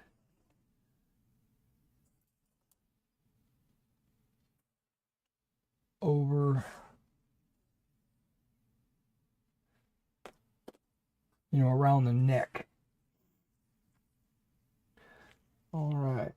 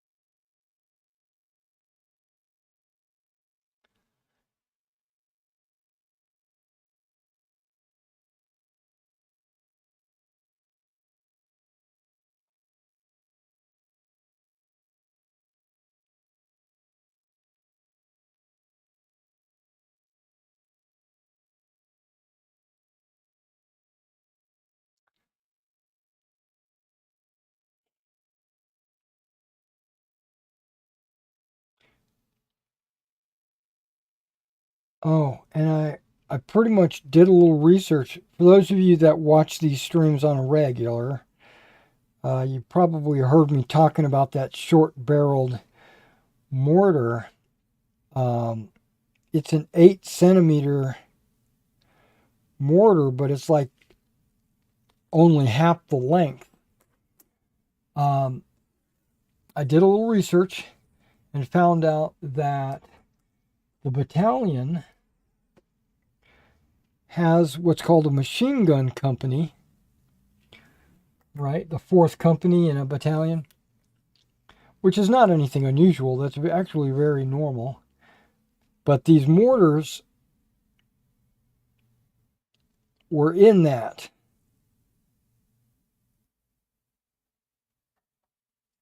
They were not, it's not like a mortar company or a heavy weapons company.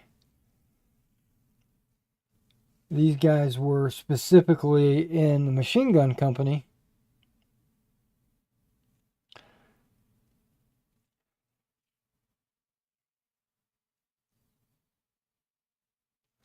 Which also had the heavy machine guns and even some light machine guns.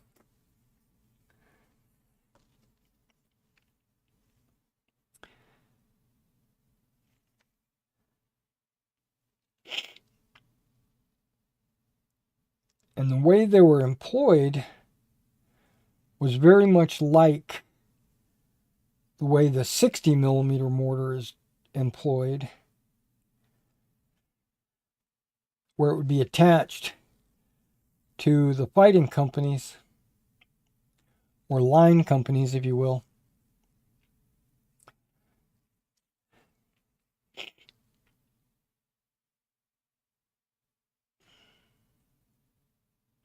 So I'm going to base them up as if they were support mortars and not off-board mortars. Okay. And I'm going to treat them like 60 millimeter mortars.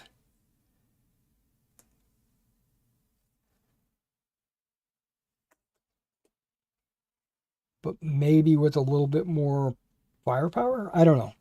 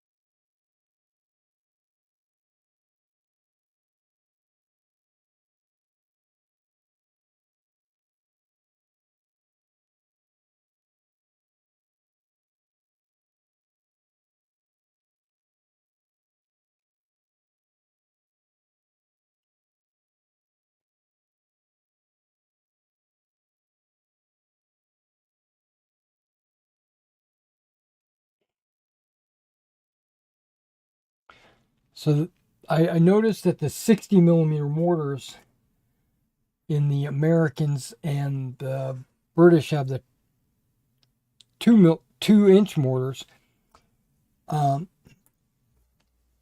When you attach them to a platoon, they lose all their cool special abilities.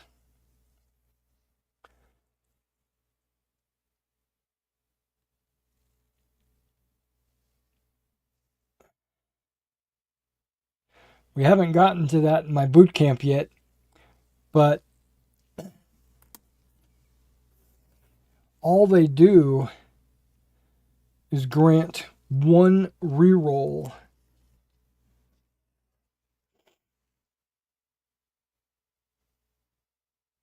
Okay, all the brass is done.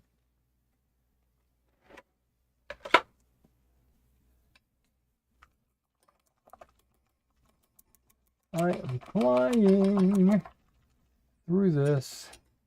Okay, I'm gonna take a short break. I'm gonna do so. Give me like I'm gonna ask for a full 5 minutes. I'm gonna use the bathroom, but before I do that, I'm gonna go check the mail.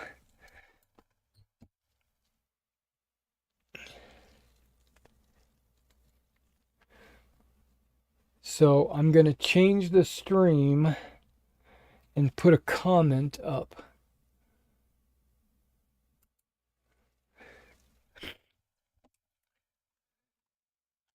Be back in 5 minutes. 2:38. 2:38. Maybe I can put an approximate.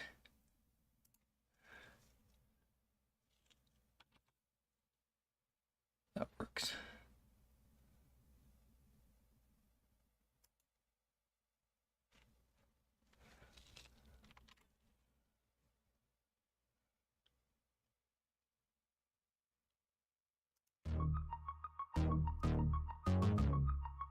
There we go. I'll be right back.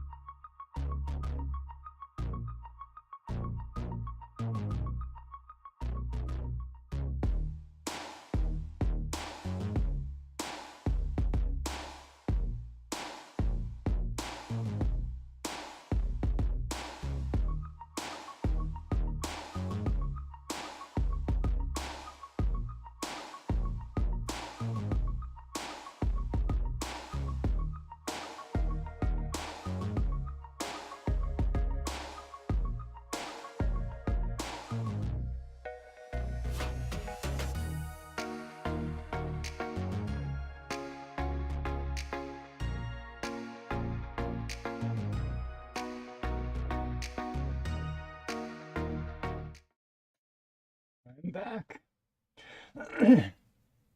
Yeah, the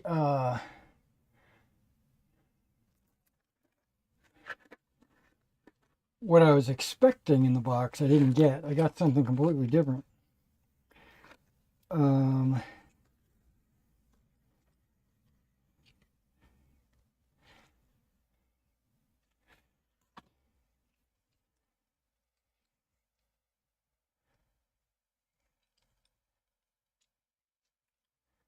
yeah, I got two paint sets.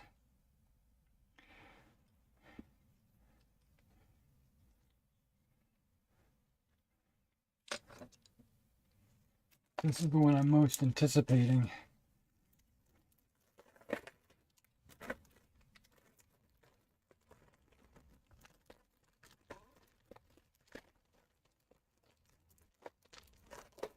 But I was expecting glasses.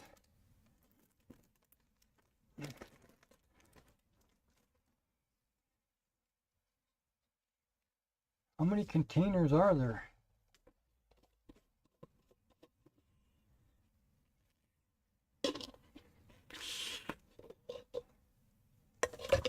That's an interesting, like, little container.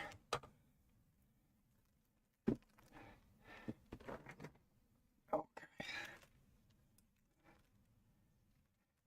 Hey, look at that. Drawstring bag. Wasn't expecting any of that. It's kind of cool. I don't know what I would put in this. It's very soft. Okay.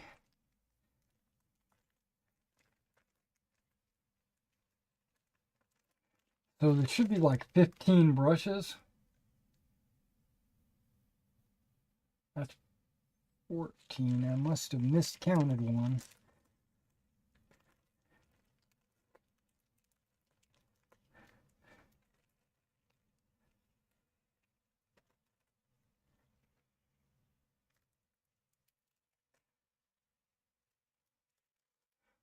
Paper in there making it like stiff. Pull that out. 15 pack. Yeah, that's what it says right there. 15 pack. Are there 15? 1, 2, 3, 4, 5, 6, 7, 8, 9, 10, 11, 12, 13, 14, 15. Yep. Okay. I'm going to test these out. Maybe not on these. These are Nick Pro. Nick Pro brushes.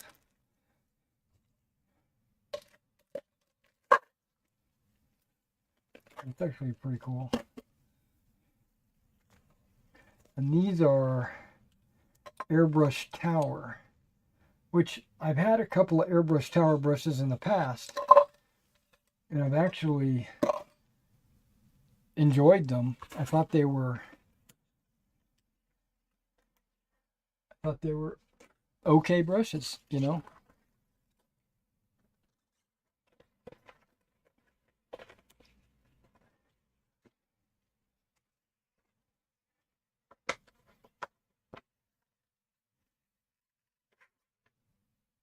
Bristles, ferrule, crimp, grip, handle.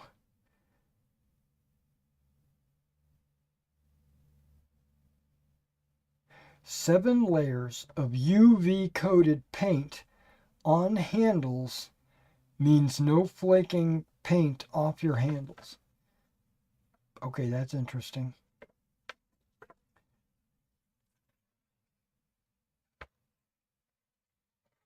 Yeah, they come with round brushes, liner brushes, flat brushes, and spot brushes. Flat, applying a base coat, filling in wider areas. Smooth blending, dry washing, whatever that means. Okay.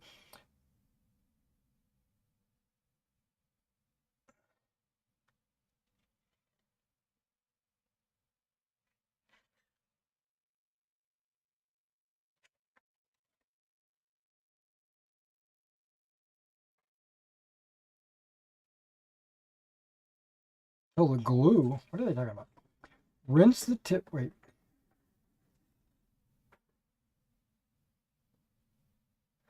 For a perfect shape and extra protection on the tip, our brushes are coated with a water-soluble glue, which should be removed before painting.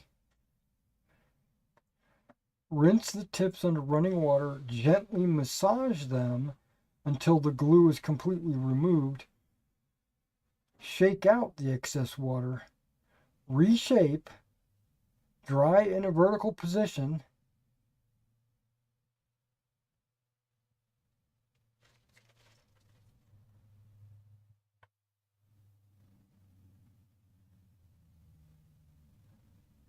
It's crucial that you clean your paintbrushes immediately after using it. Dried paint can mean a ruined brush. Right, I understand that.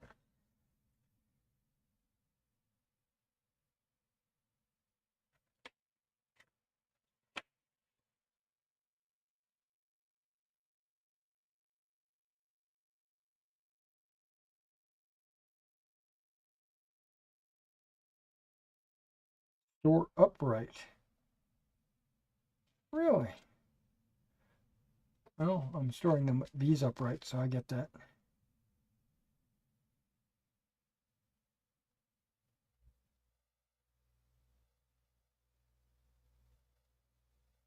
Huh.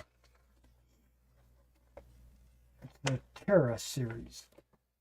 Okay, well, we're not going to be using these today. I think I'm only going to do one more color, and then we're going to call it. I think I'm going to do P3 leather. That's right. You heard it here first. Leather. Thanks, Pope. Welcome back. Appreciate you. Okay, now because what I'm painting with this leather is everything that's leather. Does that make sense? So, binocular straps, slings,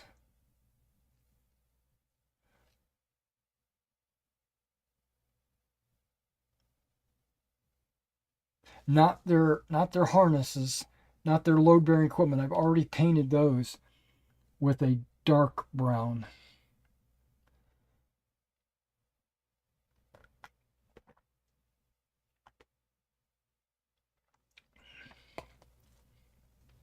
Okay, so really what I'm only painting, sounds like, is slings and binocular straps.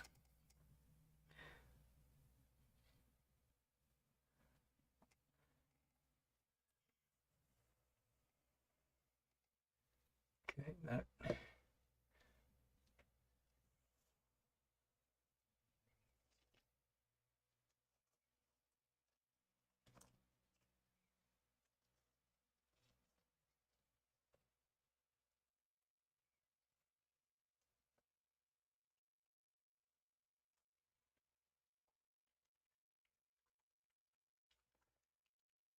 Yeah, I was planning on counting these guys and kind of doing a little organizational. We'll probably do that immediately after I do this leather.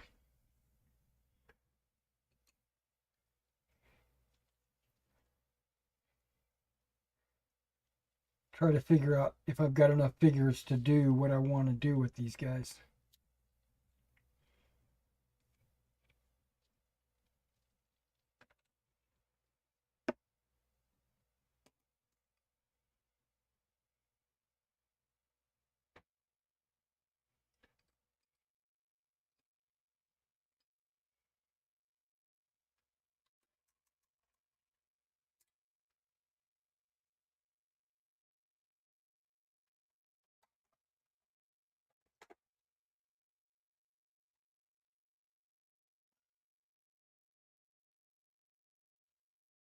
Some of these guys have slings. 99% of them have slings.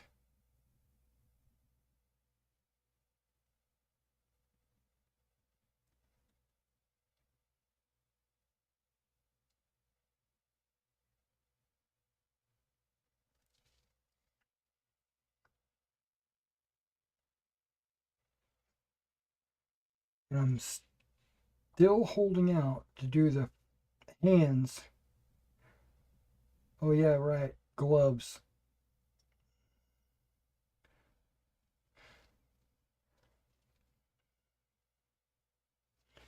Gloves would be yellow. Yellow would be leather as well.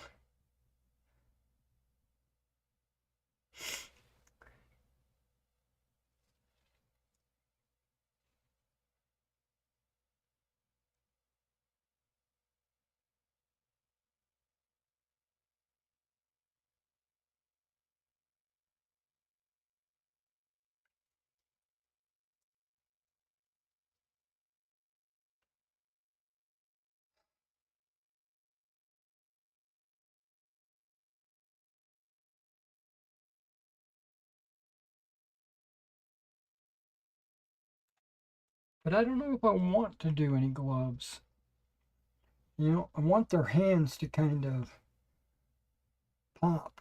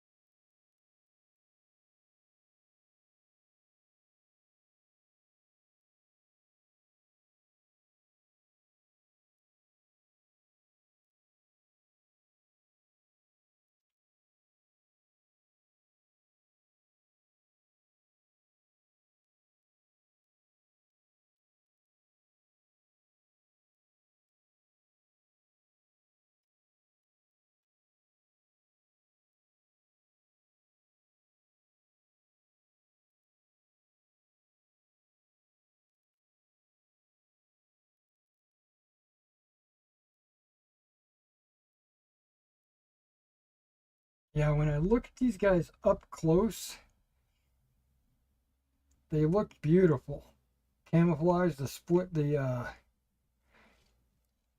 different type of splinter, and all the details and stuff. But then when I look at them on the table, I mean that looks good too. But when I had my light off and I was kind of just looking at them under normal lighting, they looked extremely dark. But that also might be an optical illusion based on the sticks being field gray.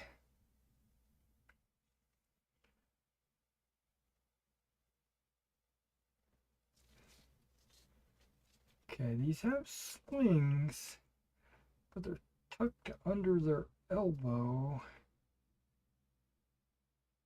So it's very little bit.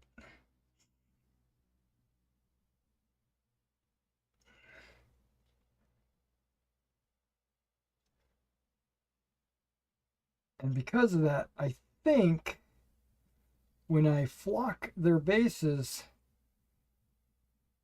I'm going to deliberately use a brighter green to kind of make them stand out a little bit more.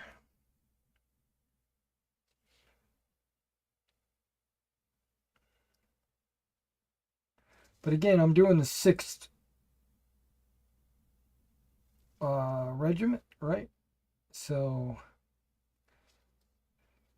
there would be a Normandy, French countryside.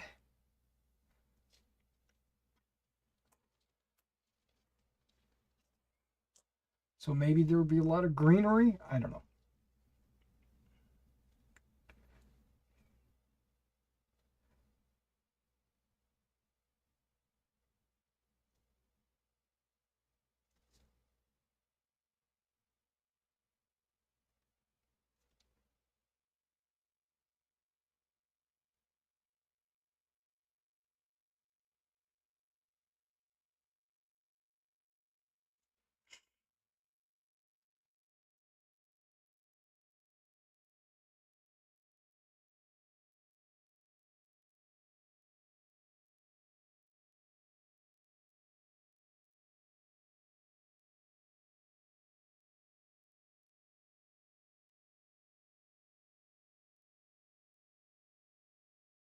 The other half of the sling kind of disappears.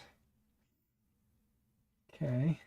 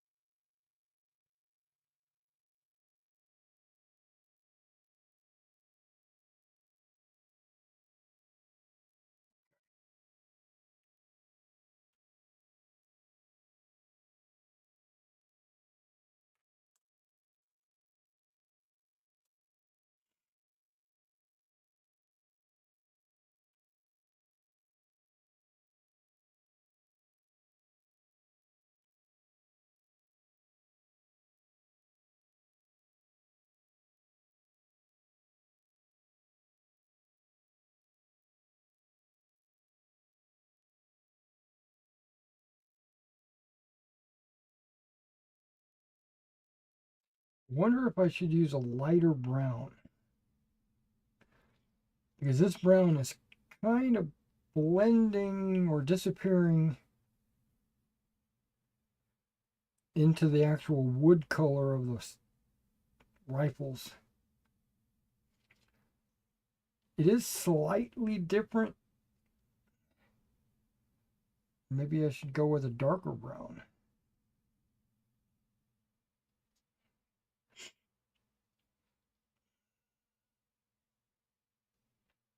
Or not worry about it.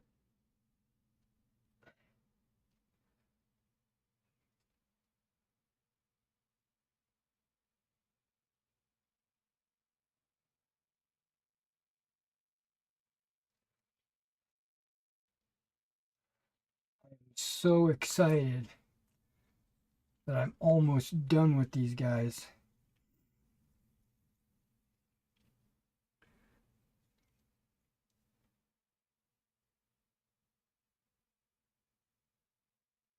Not because I didn't like painting them, because I loved painting these guys. Oh, wait a second. That sling goes over. Okay. Sometimes it's hard to really tell what it is until you start painting it.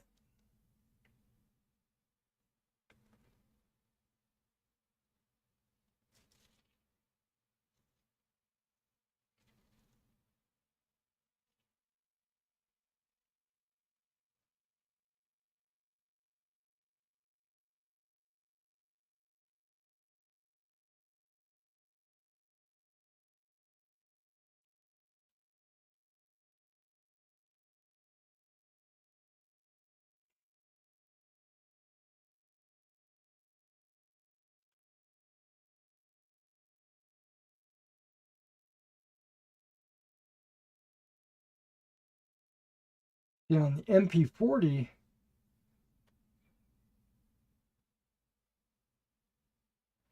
the sling really pops because it's like a different color. But on the rifles, it kind of disappears.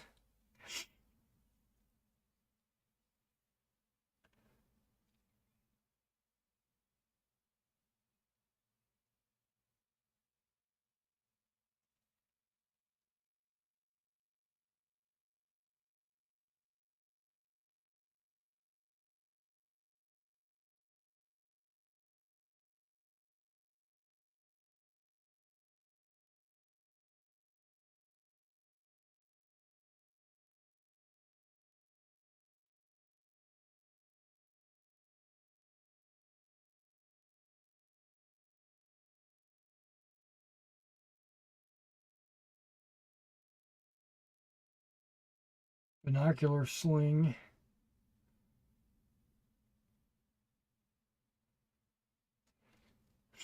This guy's got a binocular as well.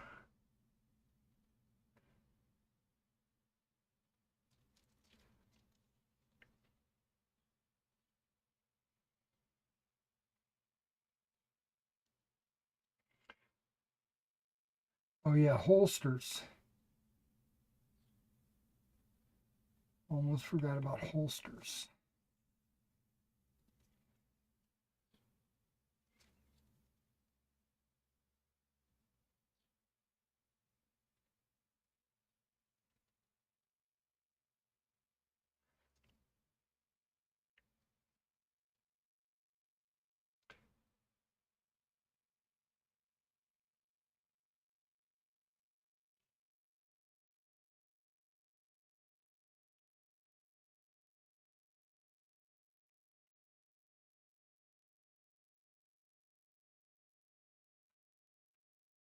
Now I've got a couple of hard plastic senior officers on this stick. And this radio man.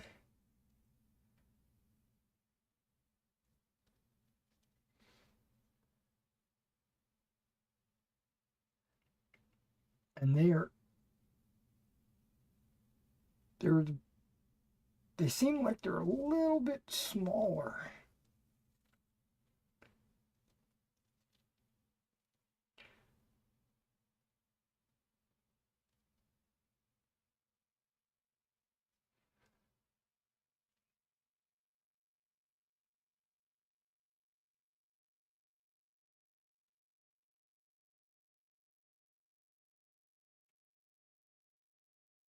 Okay.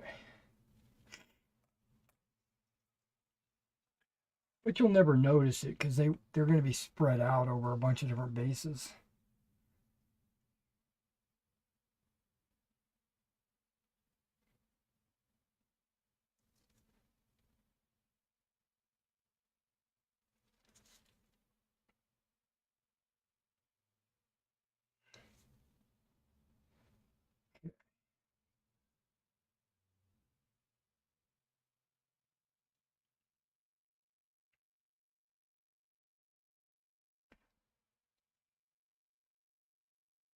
Oops.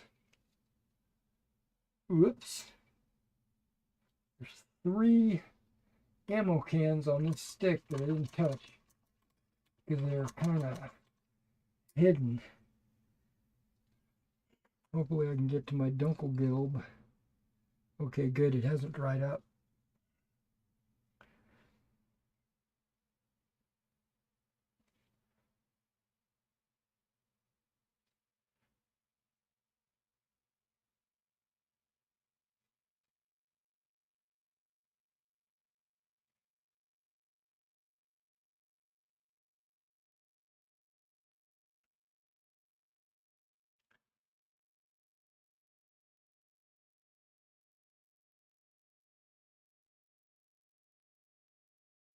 Yeah, these guys are gun crew,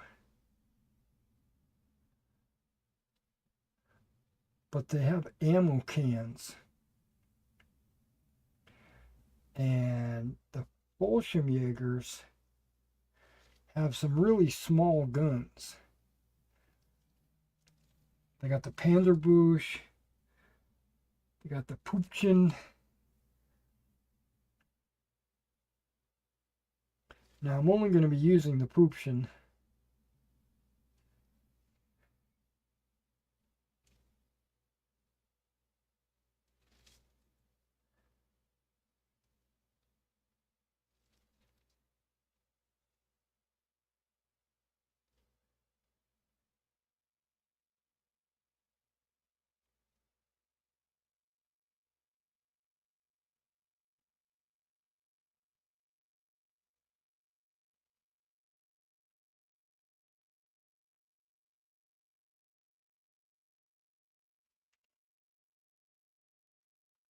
All right, so we got them squared away.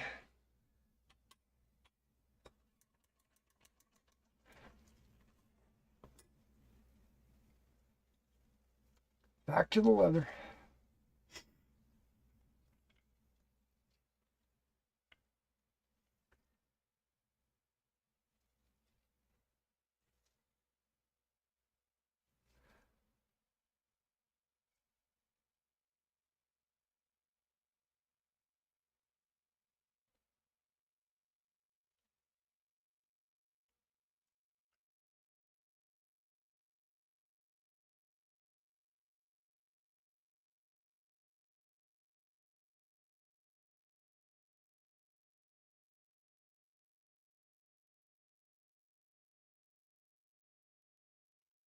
So I don't know. I think I'm going to put together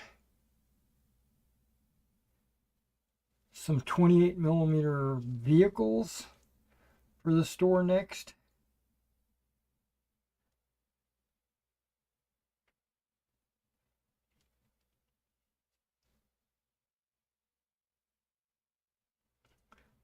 As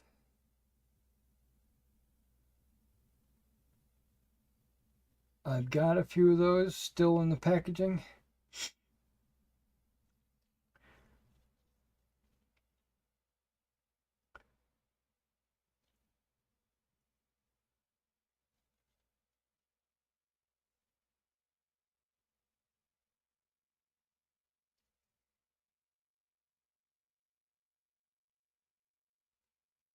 Now, normally I'll only stream for a couple hours because that's all I can take, you know,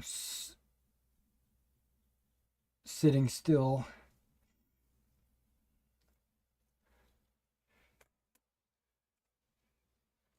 That's why I'm thinking after this color will be done. But I also want to kind of count heads. I'm not going to do that on stream.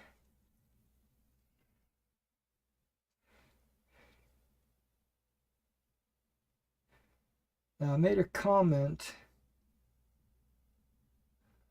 on one of my streams about this model I'm painting right now. I was thinking they had some kind of rope in their hand. But after really looking closely, he's got a binocular in his hand and he's holding it next to his knee. But the rope looking thing that's hanging down is actually the sling, the neck strap.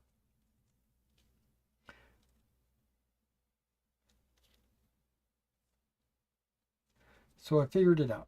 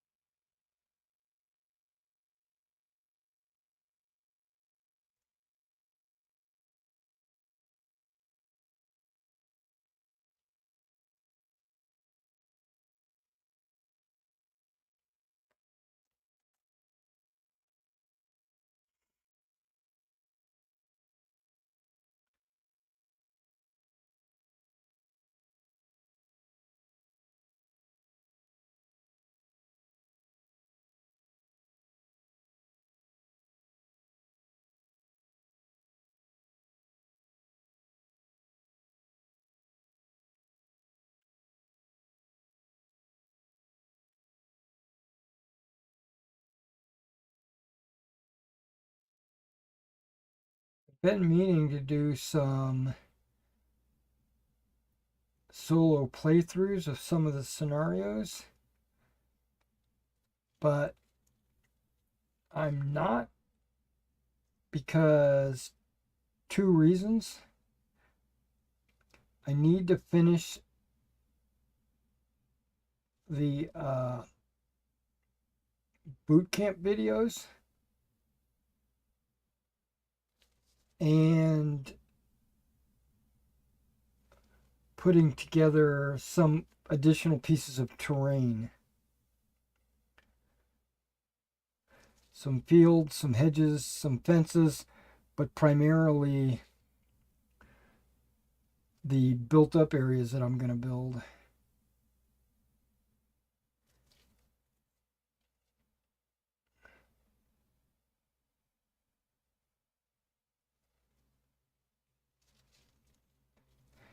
Now, my latest boot camp video that just went up yesterday was movement and terrain.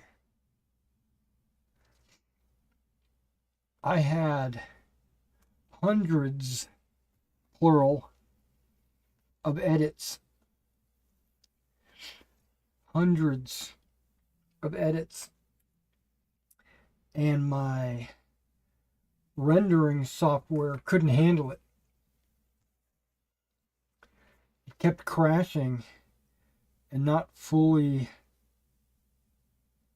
rendering. So I had to cut it down into little bite-sized chunks for my rendering software.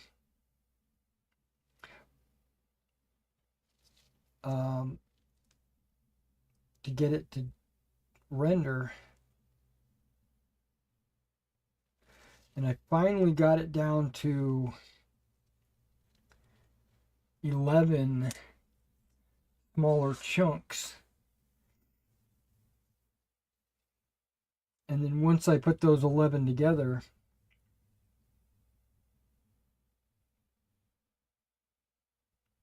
it rendered pretty quickly.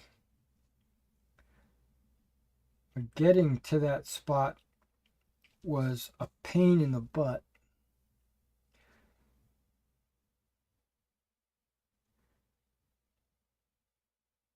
Because I would set the rendering software to render,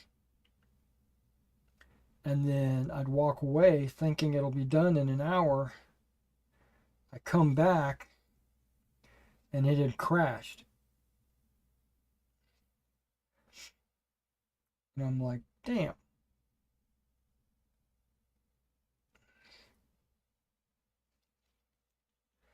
And so then I would chop it up into little chunks.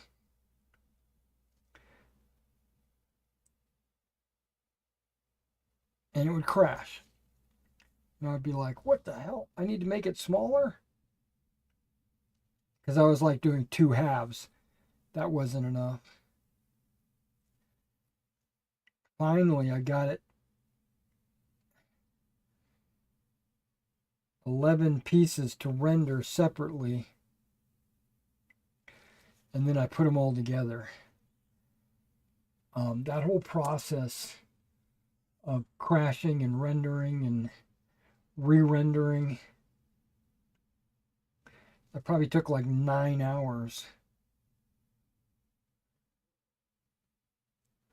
of me sitting in front of the computer.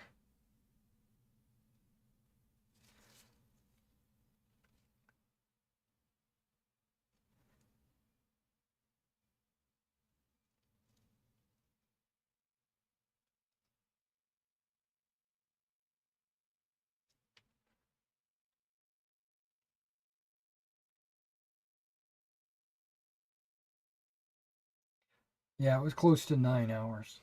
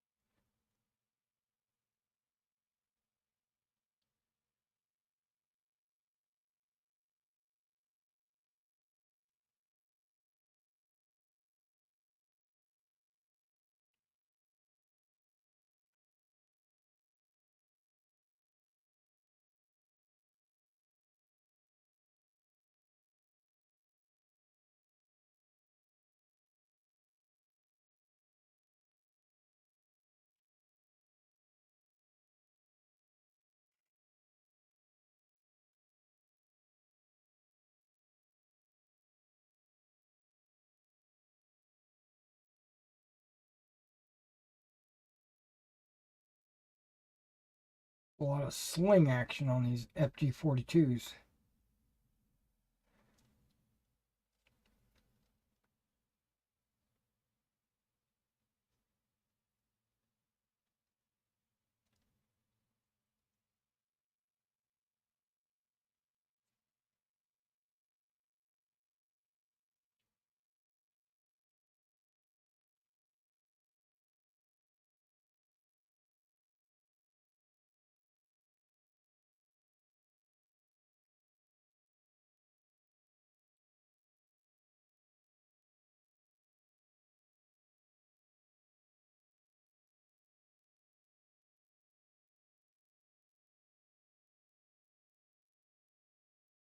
Okay. That was a lot of sling.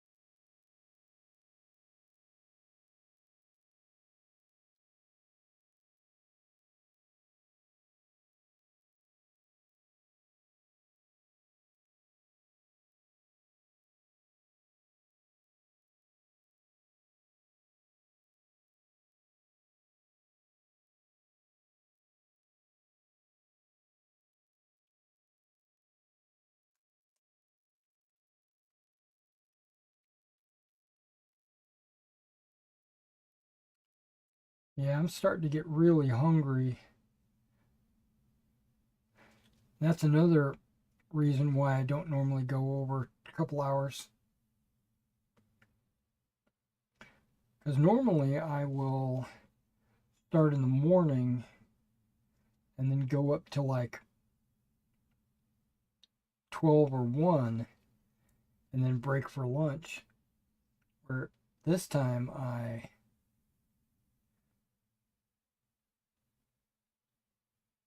started at 12:30.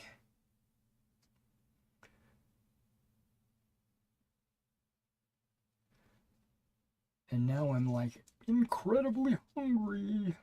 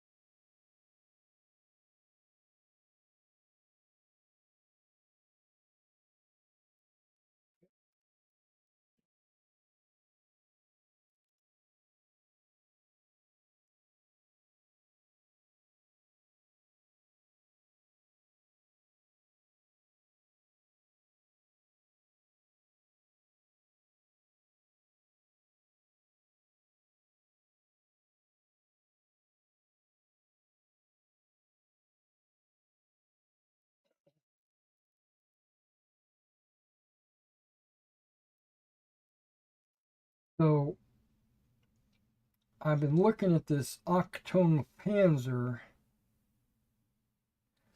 from Warlord, and I'm just not interested in that. It just, one or two tanks against one or two tanks on the table. It just doesn't. It's a skirmish tank game. They've tried it once before with bolt action.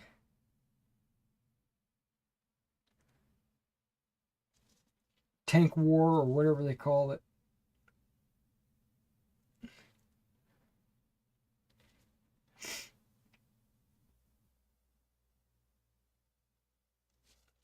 And I just don't.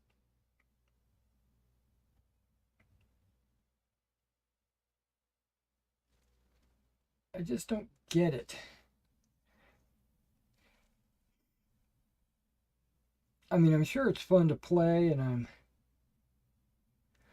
I'm sure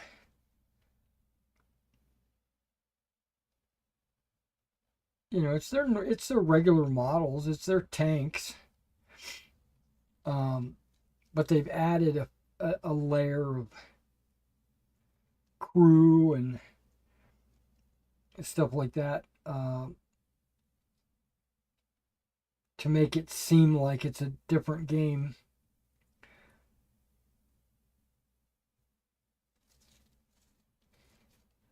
But that's just not for me. I never have been a solo, small, super small scale kind of gamer where you got like one soldier per side or per player. That was another reason why I didn't like the 148 or I-48. It was too personalized and not enough of a team, you know?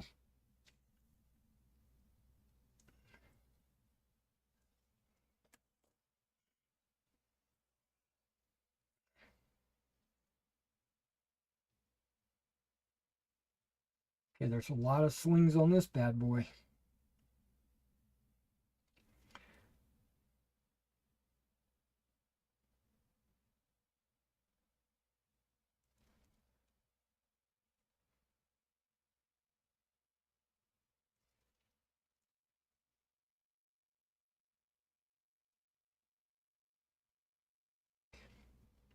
And sometimes Warlord does things, not always, but sometimes they do things that make me think they're just like Games Workshop. And when I say that, what I'm talking about is they don't care about the consumer. All they care about is their bottom line, which you have to worry about that to stay in business.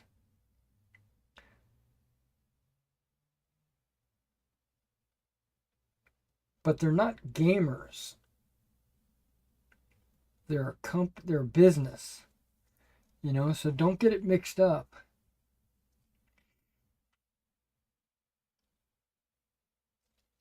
And I think, it's just a feeling, but I think they came up with Achtung Panzer just so they can sell more model tanks.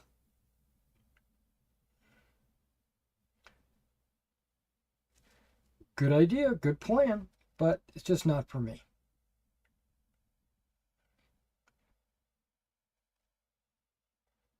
Another thing they did that really irked me was making their epic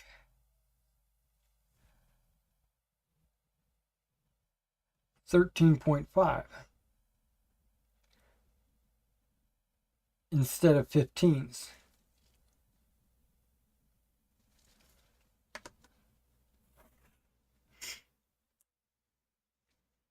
That means if you want to play their epic games, you have to use their figures.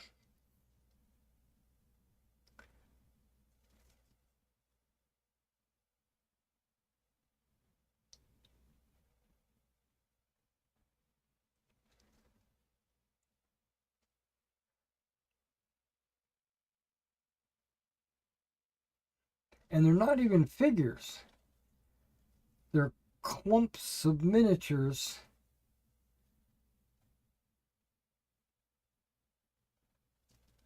on a base. They look good, but they got them crammed in there. I just don't like the look of it.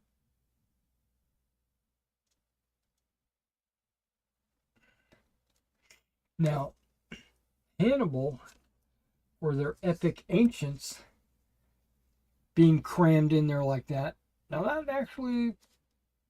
might actually be okay.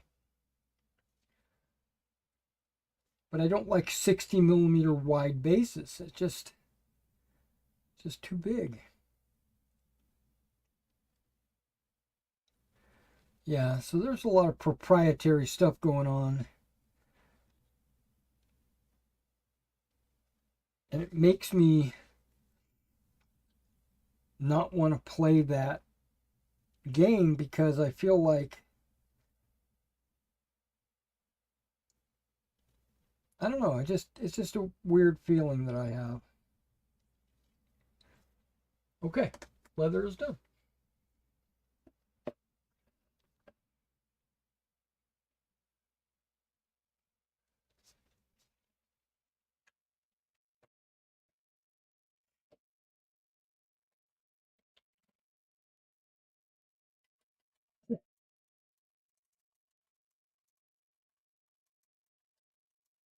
I only have honestly, I only have one color left, and that's flesh for the hands. But I'm going to do that after I eat something. I think I'm going to have a pizza, actually. I think that's what. I still have some leftover pizza. I think I'm going to cook me some pizza. I know I'm going to cook me some pizza. Okay, these brushes look good. Okay, there's a couple of brushes in here I'll probably never use. But the other ones, like this guy, it's a 3.0? Okay.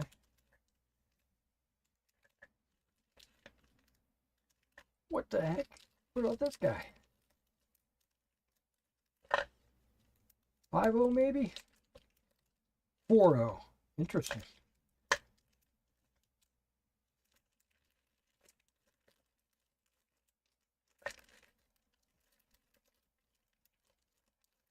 Yeah, I'm excited to test these guys out.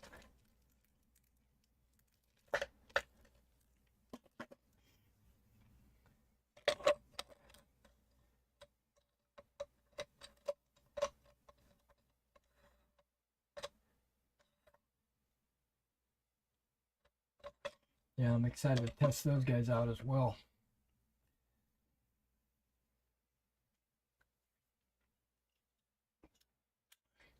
Okay, let's hit the chat real quick before I leave you guys.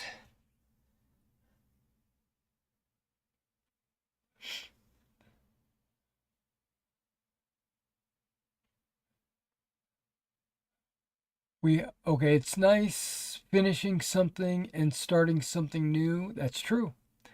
Exactly right. And for some reason, this is not refreshing. So let's see if I can refresh it. X.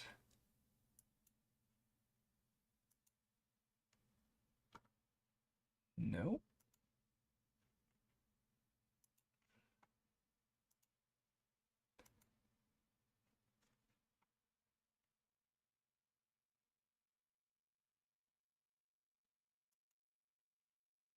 Huh.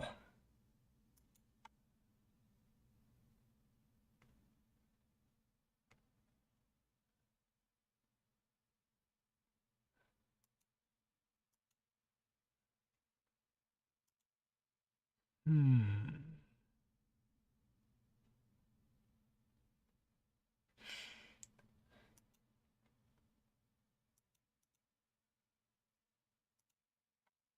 Well, it's not on there, but it says, thanks for streaming. This was fun. I've been painting my bolt action Marines while listening. Okay, bolt action Marines. I haven't painted any of those yet, ever. So that might be fun. And great stream, sir. Gotta head out. Hope to catch you again soon.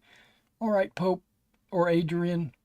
Uh, I'm getting ready to head out myself. I'm gonna go get me some pizza, and then I'll do the flesh, and we'll do washes, stuff like that. I'll probably do that later this evening. So anticipate what I like to do is a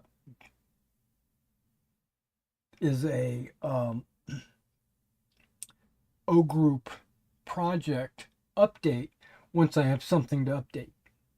And the last update was all like almost a month ago, and I think that's because I've been working on a lot of the store figures. All right, guys. Thanks for hanging out with me and chit chatting, and I will catch you in the next one.